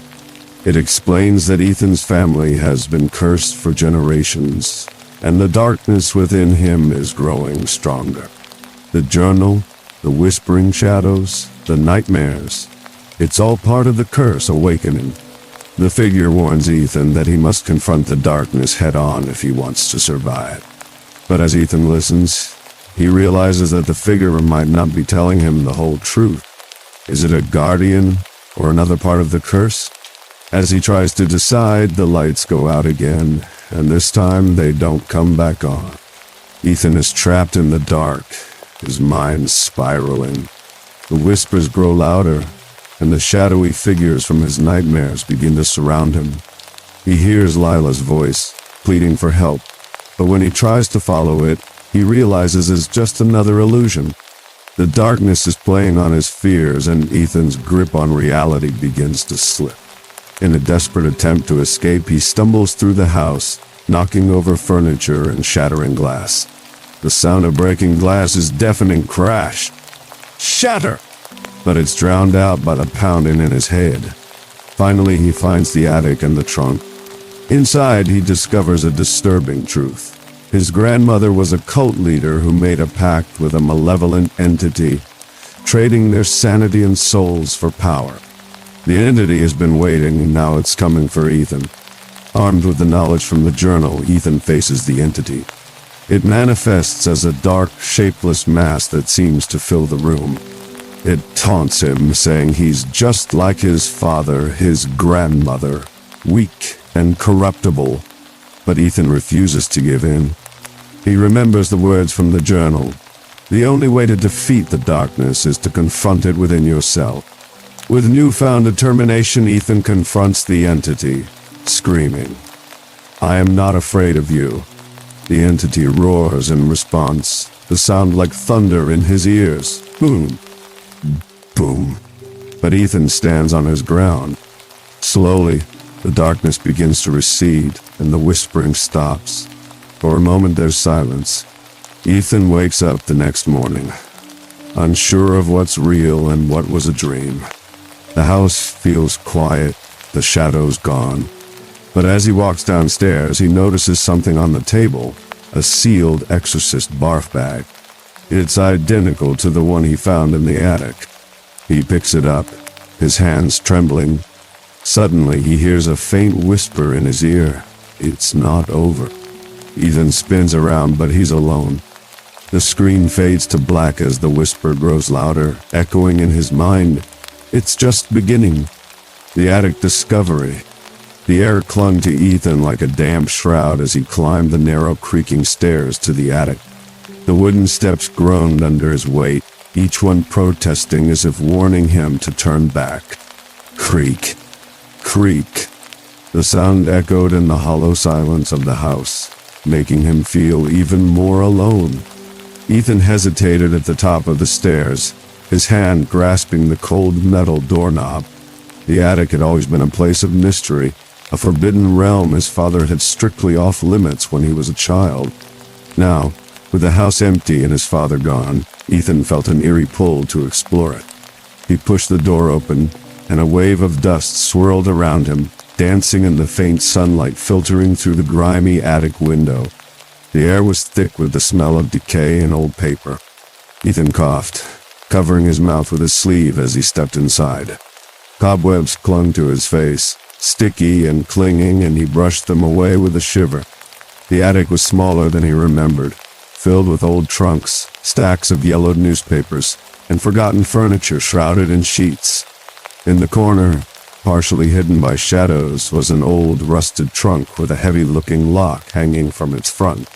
Ethan's curiosity got the better of him. He knelt in front of the trunk, running his fingers over the intricate carvings on the lid. They were strange symbols, some resembling crosses, others like twisted, eye-like shapes staring back at him. He didn't recognize them, but they made him uneasy. After a moment of hesitation, he lifted the lock and examined it. To his surprise, it wasn't locked. With a deep breath, he opened the trunk. Inside, he found a stack of old letters tied with twine, a few faded photographs, and a leather-bound journal. The journal was worn and cracked, its pages yellowed with age. Ethan opened it carefully, blowing off the dust. The handwriting inside was messy but familiar. It belonged to his grandmother, a woman he'd never met, but had heard stories about. His father rarely spoke of her, but the few times he did, his voice was laced with fear and resentment. Ethan flipped through the pages, stopping at an entry dated October 15th, 1987. "The darkness doesn't come from outside," it read. "It's born within. It's in our blood." Chills ran down Ethan's spine. He turned the page and found a drawing of a shadowy figure with glowing eyes, its form indistinct but menacing. Beneath it was written, "It's coming. It's always coming." As he read, a faint whisper seemed to brush against his ear. "Get out while you still can." Ethan froze, his heart pounding. He spun around, but the attic was empty. The whisper seemed to come from all around him, echoing off the walls. He swallowed hard, telling himself it was just the wind or his imagination. But the words lingered, refusing to be dismissed. He tried to focus on the journal, flipping to another page. This one had a single sentence. "They're watching." Suddenly, the lights flickered once, twice, and then went out completely. The attic plunged into darkness, and Ethan was left with the suffocating silence. He sat there for what felt like minutes, his breath shallow, his ears straining to hear anything. Then, faintly, he heard it, a low hum, like a growl, coming from the shadows. When the lights suddenly flickered back on, Ethan let out a shaky breath. His hands trembled as he closed the journal and placed it back in the trunk. But as he stood to leave, he noticed something he hadn't seen before, a small, sealed bag on the floor near the trunk. It was made of black plastic, and written on it in red marker was, "Exorcist Barf Bag." Beneath the words was a strange symbol, something like a cross with an arrow pointing downward. Ethan stared at it, his mind racing. He had no idea what it meant, but it sent a chill down his spine. He glanced around the attic again, half expecting to see someone, or something, lurking in the shadows. But there was nothing. Still, the weight of being watched pressed down on him, making it hard to breathe. Ethan grabbed the journal and the strange bag, then hurried down the creaking stairs, leaving the oppressive silence of the attic behind. As he reached the bottom, he heard a faint mewling sound coming from outside. He paused, looking out the dusty window. A stray cat, its fur matted and dirty, sat on the porch steps, staring up at the house. Its eyes glowed faintly in the dim light, and for a moment Ethan could have sworn they were the same as the ones in his grandmother's drawing. Then, just as quickly as it had appeared, the cat vanished into the shadows. Ethan shivered, his grip tightening on the journal. The whisper in the attic echoed in his mind once more. "Get out while you still can." But it was too late. He had already uncovered the first piece of a dark, tangled puzzle. And now, whether he liked it or not, he was a part of it. The new neighbor. The sun hung low in the sky, casting long shadows over the quiet streets of Willowbrook. Ethan, still getting used to the town's slow pace, wandered into the local dinner, a cozy place with red vinyl booths and a jukebox playing classic rock. The clatter of dishes and the aroma of fresh coffee greeted him as he slid into a booth by the window. A waitress with a warm smile took his order, and as he waited for his burger, the door swung open with a familiar bell ring. A girl with striking green eyes and dark hair walked in, her scarf fluttering behind her.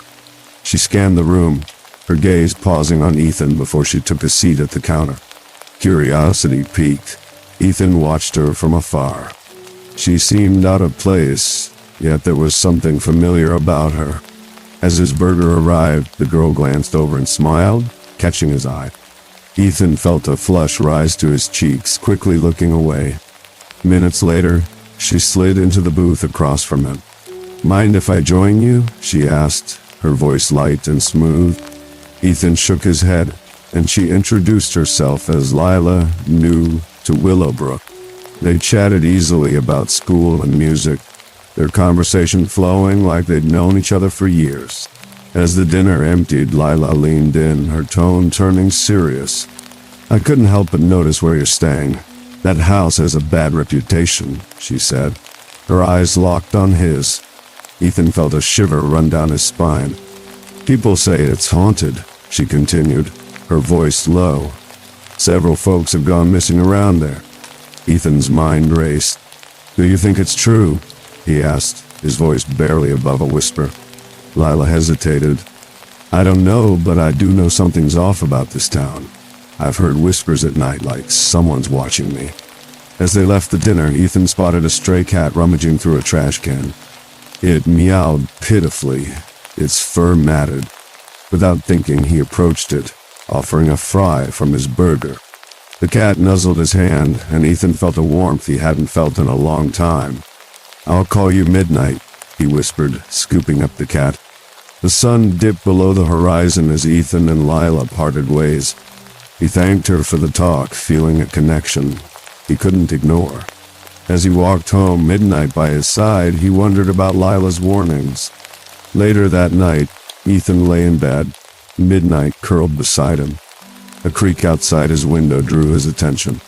He froze, listening. Footsteps, light, cautious, right outside. He threw off the covers and approached the window. pulling back the curtain. Lila stood in the shadows, her eyes fixed on the house. Ethan's heart raced. "Layla?" he called out, pushing the window open. She jerked her head up, her expression startled. Then, in an instant, she vanished into the darkness. Ethan blinked, disbelief etched on his face. He leaned out the window, calling her name, but only silence replied. Midnight meowed softly, as if sensing his unease. Ethan closed the window, his mind swirling. On the windowsill, a piece of paper caught his eye. He picked it up, his heart pounding. A single word was scrawled on it: "Run." Ethan's breath hitched. Lila's warnings echoed in his mind. He looked around the dim room, feeling unseen eyes watching him. The house creaked, a low, ominous sound like a warning. Ethan knew he had to uncover the truth, but as he turned off the light, the darkness seemed to press in, whispering, "It's just beginning." The first nightmare. Ethan had always been a light sleeper, but since returning to Willowbrook, he'd struggled to fall asleep at all. Every creak of the house, every rustle of leaves outside, made him sit up in bed, his heart racing. But tonight was different. Tonight, he fell into a deep, heavy sleep, the kind that felt more like drowning than resting. The nightmare began with him standing in the attic, surrounded by the same musty smell and faint glow of dust motes dancing in the air. But this time the trunk in the corner was open, its lid hanging crookedly off its hinges. The air felt colder than it had during the day, and the shadows seemed to pulse like a living thing. Ethan tried to step back, but his feet felt rooted to the floorboards. Something moved in the trunk. At first, it was just a faint rustling shh, like fingers brushing against fabric. Then a low, guttural whisper filled the air. The words indistinguishable, but the malevolence clear. Ethan's breath caught in his throat as a shadowy figure climbed out of the trunk. It was tall, impossibly tall, its edges flickering like smoke in the wind. The figure stepped closer and Ethan saw a face, or at least the outline of one. It had no features, just a void of darkness, but as it spoke, the voice sent chills down Ethan's spine. It sounded like his father's voice, deep and gravelly, but twisted somehow, as if it were coming from somewhere far away.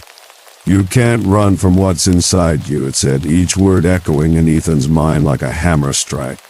Ethan tried to scream, but his voice was trapped in his throat. The figure reached out, its shadowy hand elongating like a claw, and Ethan felt ice-cold fingers brush against his cheek. He jolted awake with a gasp, his sheets drenched in sweat, his heart pounding so hard it felt like it might burst from his chest. For a moment he lay there, staring at the ceiling, trying to catch his breath. The room was dark and silent, except for the occasional creak of the house settling around him. It was just a dream, he told himself.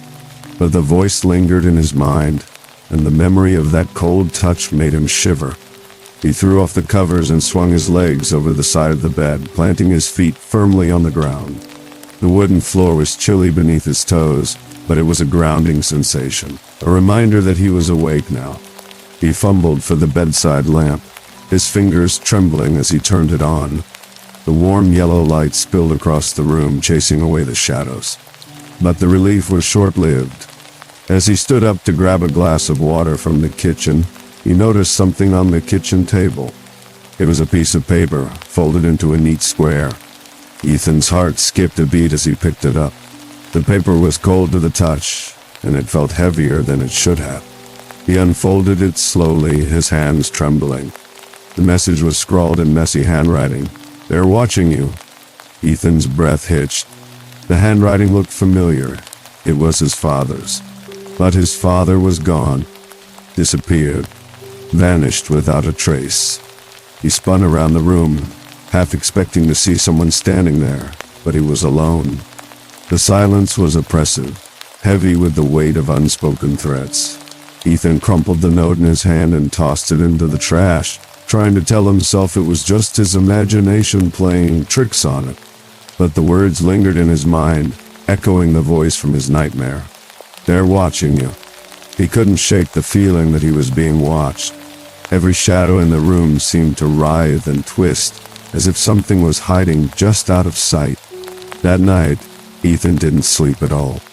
Instead, he sat at the kitchen table, staring at the wall, his ears straining to pick up any sound out of the ordinary. The house was quiet, except for the occasional creak of the floorboards and the distant howl of wind through the trees. But then, just as the first light of dawn began to seep through the windows, he heard it, a low guttural growl. It wasn't human. Ethan froze, his heart pounding in his chest. The growl came from outside near the back of the house. Slowly, he got to his feet and approached the window. He hesitated for a moment, then pulled back the curtain. The backyard was bathed in the pale light of dawn, grass dewy and untouched. But as he scanned the yard, he saw something moving near the old oak tree. It was low to the ground, small and sleek, with fur that glinted in the early light.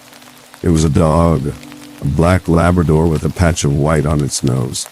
But its behavior was strange. It was sniffing the ground in circles, its ears pinned back, and its tail tucked between its legs. Every so often, it lets out a low, nervous whine. Ethan had never seen the dog before, but something about it made him feel uneasy.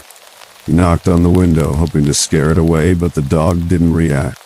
It just kept circling, sniffing, as if it had caught a scent it couldn't quite place. After a few minutes, the dog suddenly stopped and looked up, its eyes fixed intently on the house. Ethan felt a shiver run down his spine as their eyes met, or at least as he felt like they met. Then, without warning, the dog turned and bolted into the woods, disappearing from sight. Ethan let out a shaky breath and stepped back from the window. He didn't know what to make of the dog's strange behavior, but it only added to the growing sense of unease in his chest. As the sun rose higher in the sky, Ethan decided to try and distract himself by cleaning out the garage.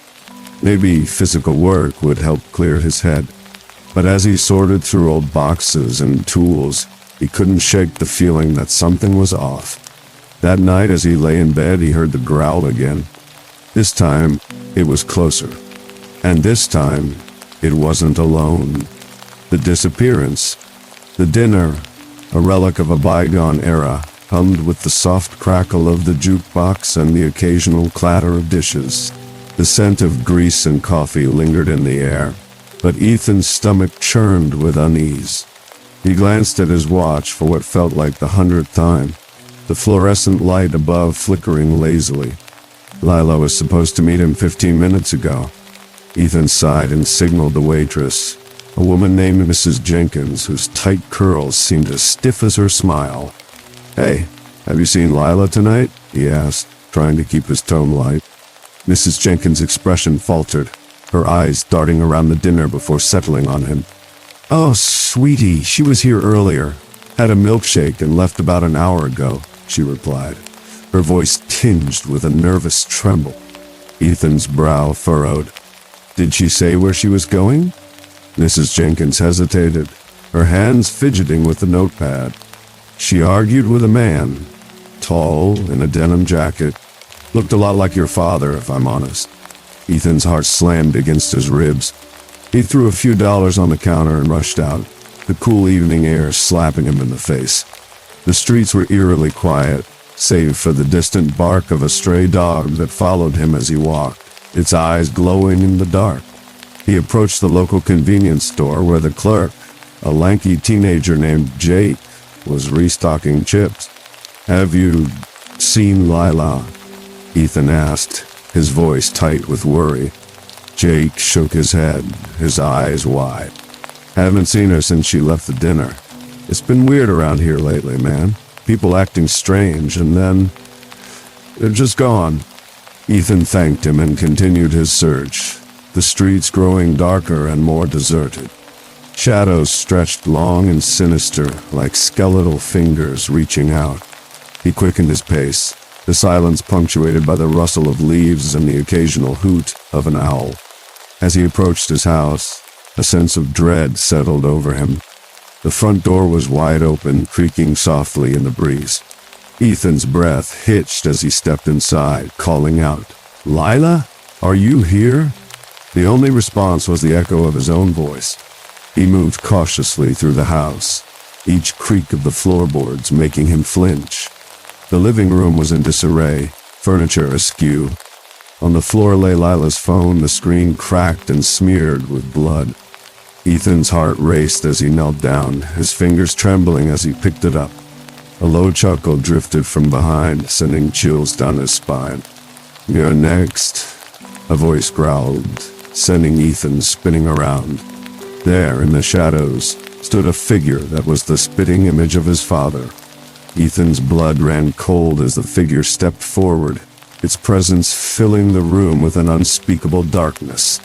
The air felt heavy, the shadows twisting around them like living tendrils. Ethan's breath came in shallow gasps, his mind racing. The figure's eyes, dark and empty, locked onto him, and Ethan felt a presence stirring inside him, a whisper growing to a roar. He knew then that the nightmare was far from over. In fact, it was just beginning. The truth revealed. The air in the room was heavy, like a thick fog that clung to Ethan's skin. The figure stood just beyond the reach of the dim light, its features hidden in the shadows. Ethan's breath came in short, sharp gasps, his heart pounding in his chest like a jackhammer. The floor creaked beneath his feet as he took a step back, his eyes locked on the figure. "It's not your father," the figure said, its voice low and gravelly, like stones scraping against each other.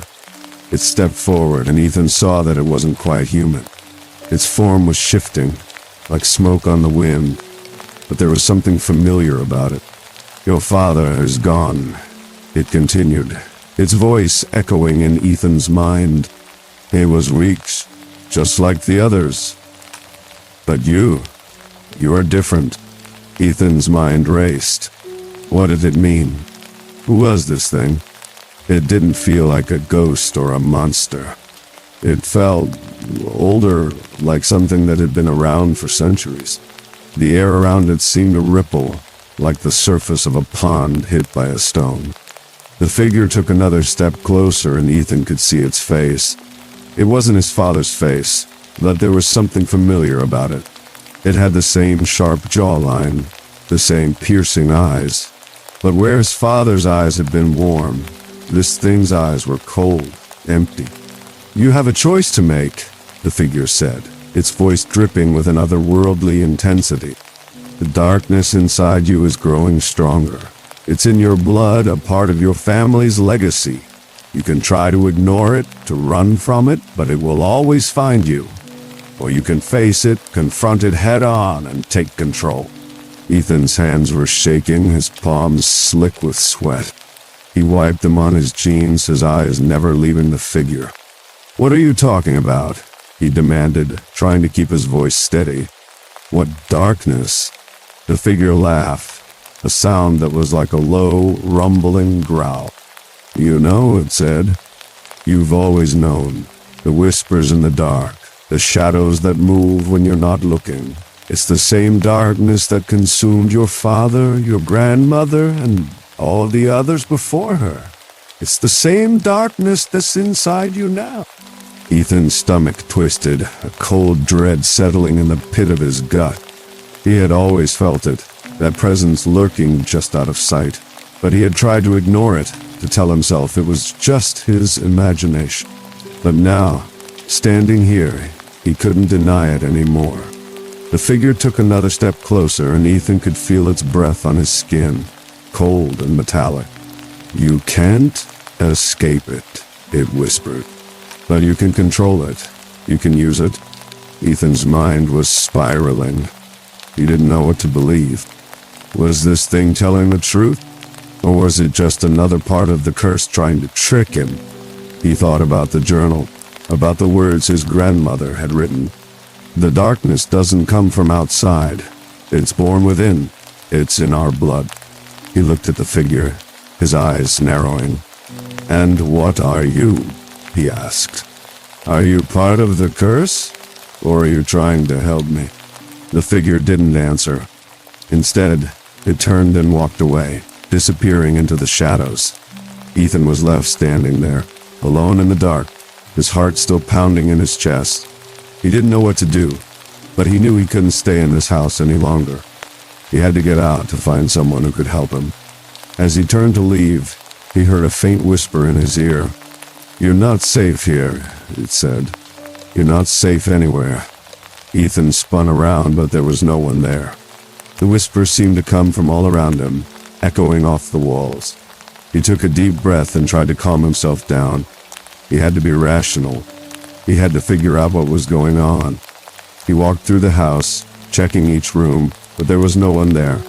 The house was empty, the silence oppressive. He could shake the feeling that he was being watched, that something was waiting for him, just out of sight.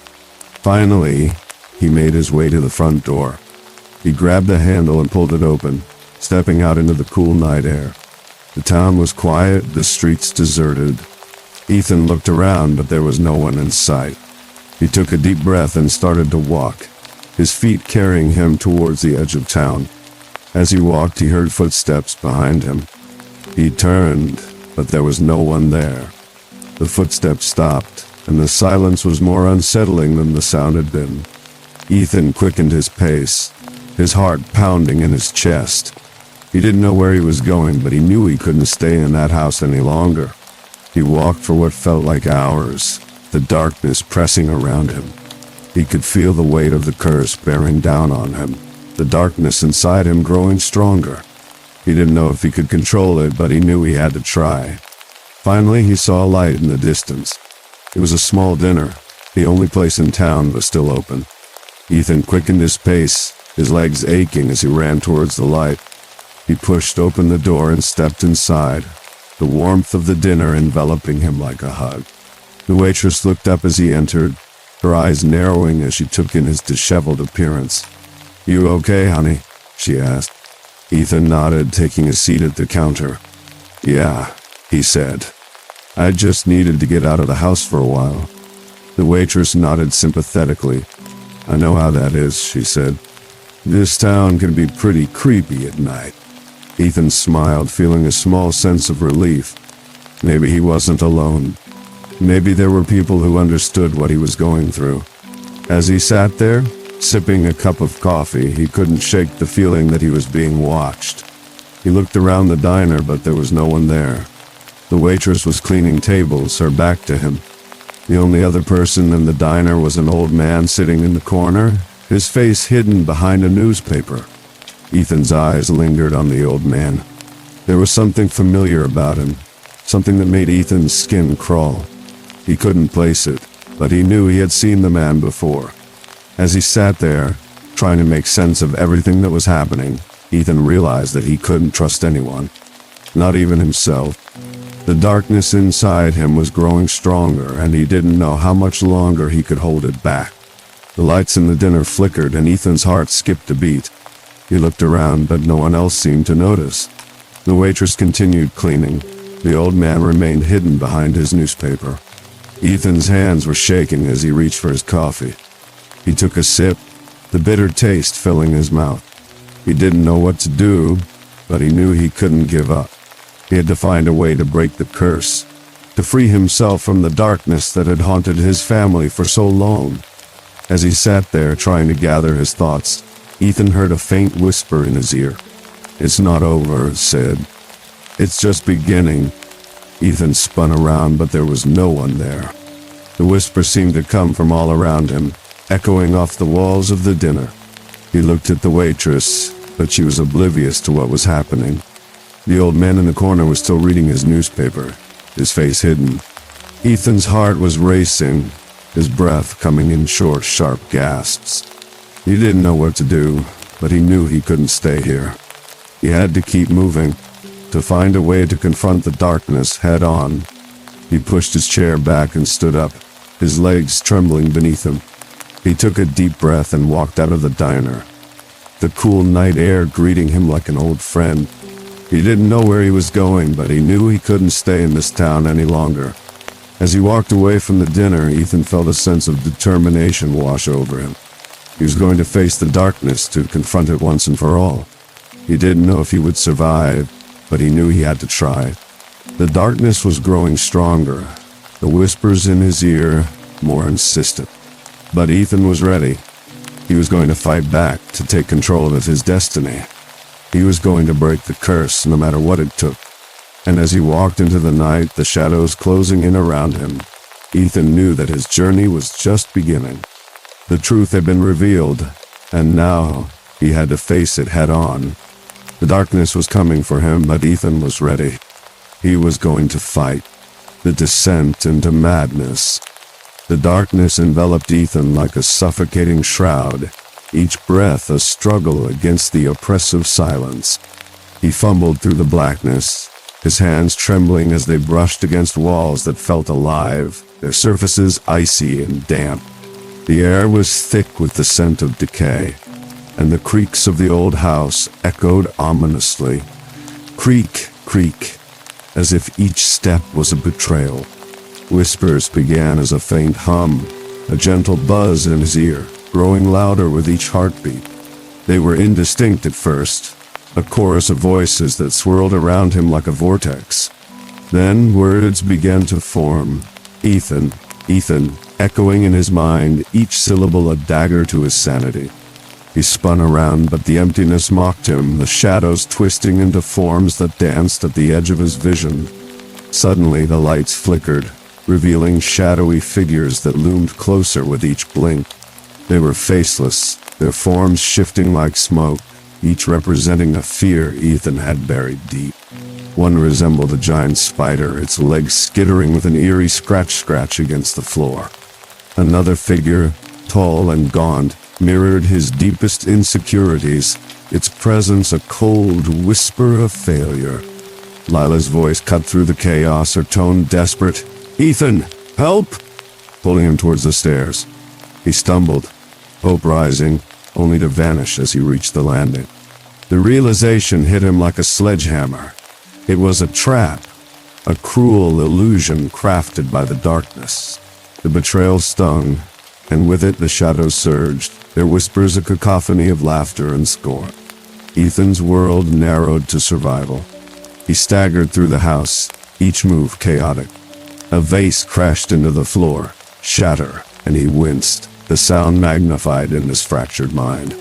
Doors slammed shut on their own, the bang echoing through the halls, guiding him towards the attic with an unseen force. The attic door creaked open as he reached it, revealing a trunk that seemed to pulse with a malevolent light. His hands trembled as he lifted the lid, revealing a journal bound in black leather. The pages, yellowed with age, revealed his grandmother's pact with an ancient entity, a deal traded in sanity and souls. Each word was a revelation, a twist that bound Ethan to a legacy he never knew. As he read, the attic grew colder, the shadows coalescing into a figure that watched with cold intent. Ethan felt the weight of his bloodline, the darkness within him stirring, a legacy he could no longer escape. The realization dawned. He was part of the curse, a vessel for the entity's return. The horror closed in, the whispers soaring to a deafening crescendo. Ethan's breath came in gasps, his heart pounding against his chest. The darkness pulsed around him, a living entity eager to claim him. In that moment, Ethan faced the terrifying truth. The line between reality and madness was non-existent, and he was staring into the abyss. The chapter ends with Ethan trapped in his nightmare, the darkness whispering its victory, leaving listeners with a lingering dread, a reminder that some horrors never truly end. The final confrontation. The air was thick with the smell of rot and decay, and the shadows in the attic seemed to pulse like a living thing. Ethan stood in front of the old trunk, its lid wide open, revealing the dark secrets within. The journal lay on the floor beside him, its pages fluttering as if caught in an invisible breeze. The words, "The only way to defeat the darkness is to confront it within yourself," echoed in his mind, a mantra of hope in the face of the terror that loomed before him. Suddenly, the attic fell silent. The creaking of the wooden beams stopped, and the faint hum of crickets outside seemed to fade into nothingness. Ethan's breath came in shallow gasps, and his heart pounded in his chest like a drum. He knew it was coming. A low, rumbling growl filled the room, shaking the floor beneath his feet. Ethan's legs trembled, but he forced himself to stand tall. The growl grew louder, more menacing, and the air around him seemed to vibrate with another otherworldly energy. Then, out of the corner of his eye, Ethan saw it. A shadowy mass coalescing into a shape. It was formless, yet it seemed to fill the entire room, its presence suffocating. "You're just like them," it hissed, its voice like gravel scraping against metal. "Weak, corruptible, just like your father, just like your grandmother." Ethan flinched at the sound of his father's name, but he clenched his fists and stepped forward. "I'm not like them," he said, his voice shaking but determined. "I won't let you win." The entity laughed, a deep, guttural sound that sent chills down Ethan's spine. It moved closer, its darkness swirling like a storm, and Ethan could feel its icy breath on his skin. He closed his eyes, trying to remember the words from the journal, but fear was clouding his mind. "Look at you," the entity sneered, its voice echoing in his ears. "You're just a scared little boy hiding from the truth. The darkness is in you, Ethan. It's always been in you. You can't escape it."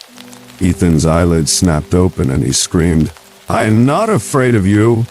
The words left his lips like a battle cry. And for a moment, the entity paused. Then it roared, the sound like thunder in Ethan's ears.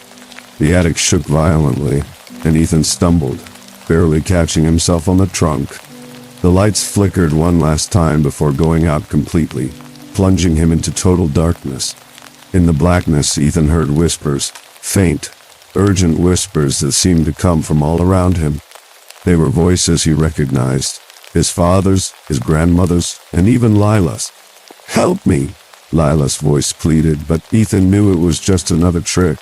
The entity was playing on his fears, trying to break him. Ethan took a deep breath and focused on the words from the journal. The only way to defeat the darkness is to confront it within yourself.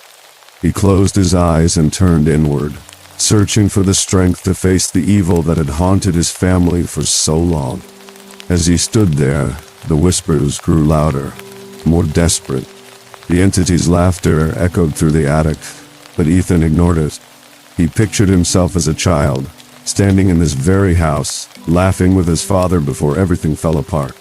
He pictured his father's face, twisted in anger and fear, and his grandmother's cryptic warnings. He pictured Lila, her bright smile contrasting with the darkness that had taken her. The entity roared again, its voice like a storm, but Ethan stood his ground. "I am not afraid of you," he repeated, his voice louder now, more confident. Slowly, the darkness began to recede.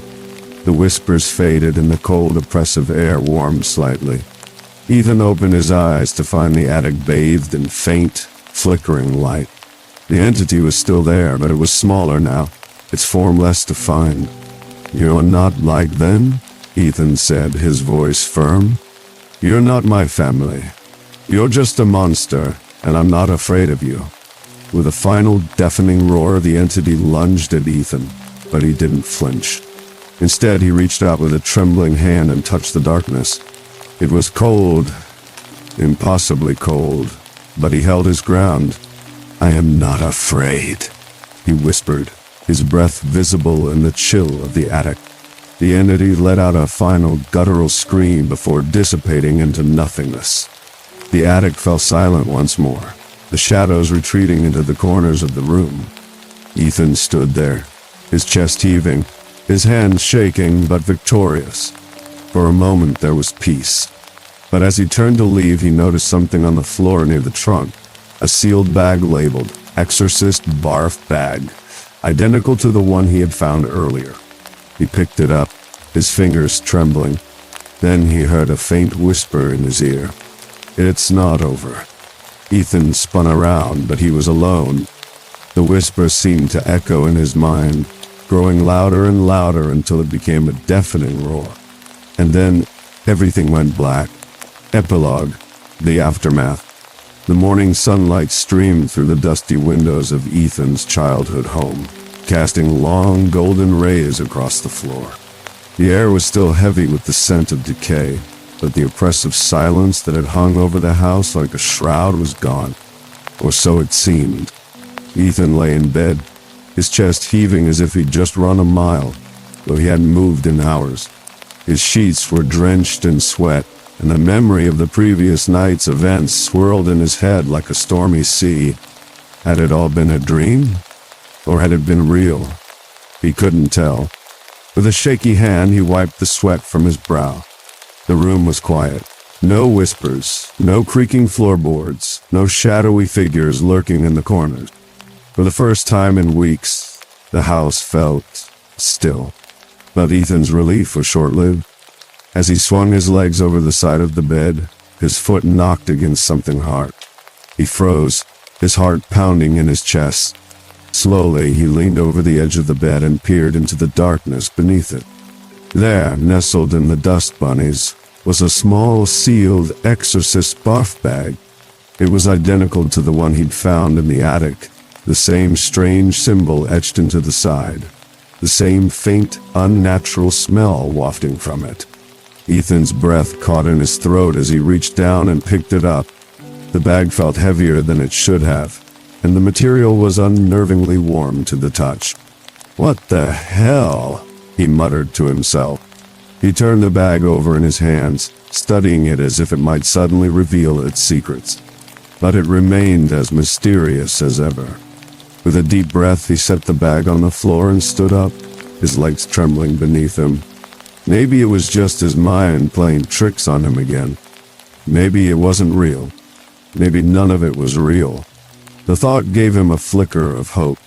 Maybe the nightmares, the whispers, the shadowy figure in the attic, it was all just a product of his fractured mind. A manifestation of the guilt and fear that had been plaguing him since his father's disappearance. Maybe he was finally losing his grip on reality. Ethan took a step toward the door, then another and another, until he was moving down the hallway with a newfound sense of determination. He needed to get out of the house, to clear his head, to remind himself that the world outside these walls was real and rational. But as he reached the top of the stairs, he stopped. Something felt off. The house, which had been so still and quiet when he'd woken up, now felt alive. He could hear the faint hum of the refrigerator in the kitchen below, the occasional creak of the old wooden floorboards beneath his feet. But there was something else too low, a raspy whisper that seemed to be coming from all around him. Ethan spun around, his eyes scanning the empty hallway. "Who's there?" he called out, his voice shaking. There was no answer. The whisper grew louder, more urgent, and Ethan felt a cold sweat break out across his forehead. He took a step back, his heart racing, and then another, until he was retreating back into the safety of his bedroom. He slammed the door shut behind him and leaned against it, his breath coming in ragged gasps. But as he stood there, something shifted. The whisper stopped. The house fell silent again. And for a moment, Ethan almost believed it had all been a dream. Almost.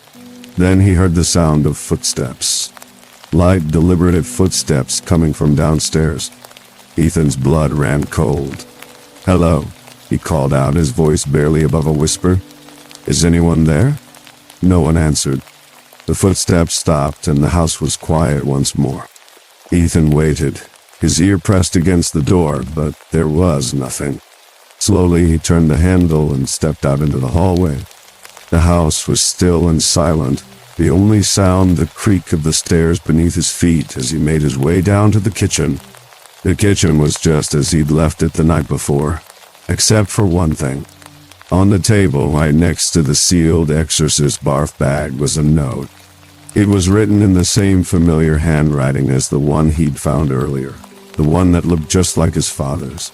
"It's not over," it read. Ethan's hands began to shake as he picked up the note. He spun around, scanning the room, but he was alone. Or so he thought. As he turned back to the table, he noticed something else. A small, black cat sitting on the windowsill. It was watching him, its eyes gleaming in the sunlight. Ethan hadn't seen a cat around the house before, and yet it felt familiar, as if it had been there all along. The cat stood up, arched its back, and let out a low, guttural meow. Ethan took a step back, his heart pounding in his chest. "Who are you?" he whispered. The cat didn't answer. Instead, it turned and disappeared through a hole in the window screen, leaving Ethan alone once more. He stood there, frozen, as the weight of the note in his hand settled in. "It's not over," it had said. And deep down, Ethan knew it wasn't. The whispers, the shadows, the darkness, it was all still out there, waiting for him. As he stood there, the whisper began again. It was soft at first, just a faint murmur in his ear, but it grew louder, more insistent, until it was almost deafening. "It's just beginning," it hissed. "It's just beginning." Ethan's eyes widened as the words echoed in his mind. He spun around, but there was no one there. The house was quiet once more, the sunlight streaming through the windows, the shadows retreating into the corners. But Ethan knew the truth. The darkness wasn't gone. It was just waiting, and this time it wouldn't be so easy to escape. The screen faded to black, but the whisper lingered, echoing in Ethan's mind like a promise. "It's just beginning."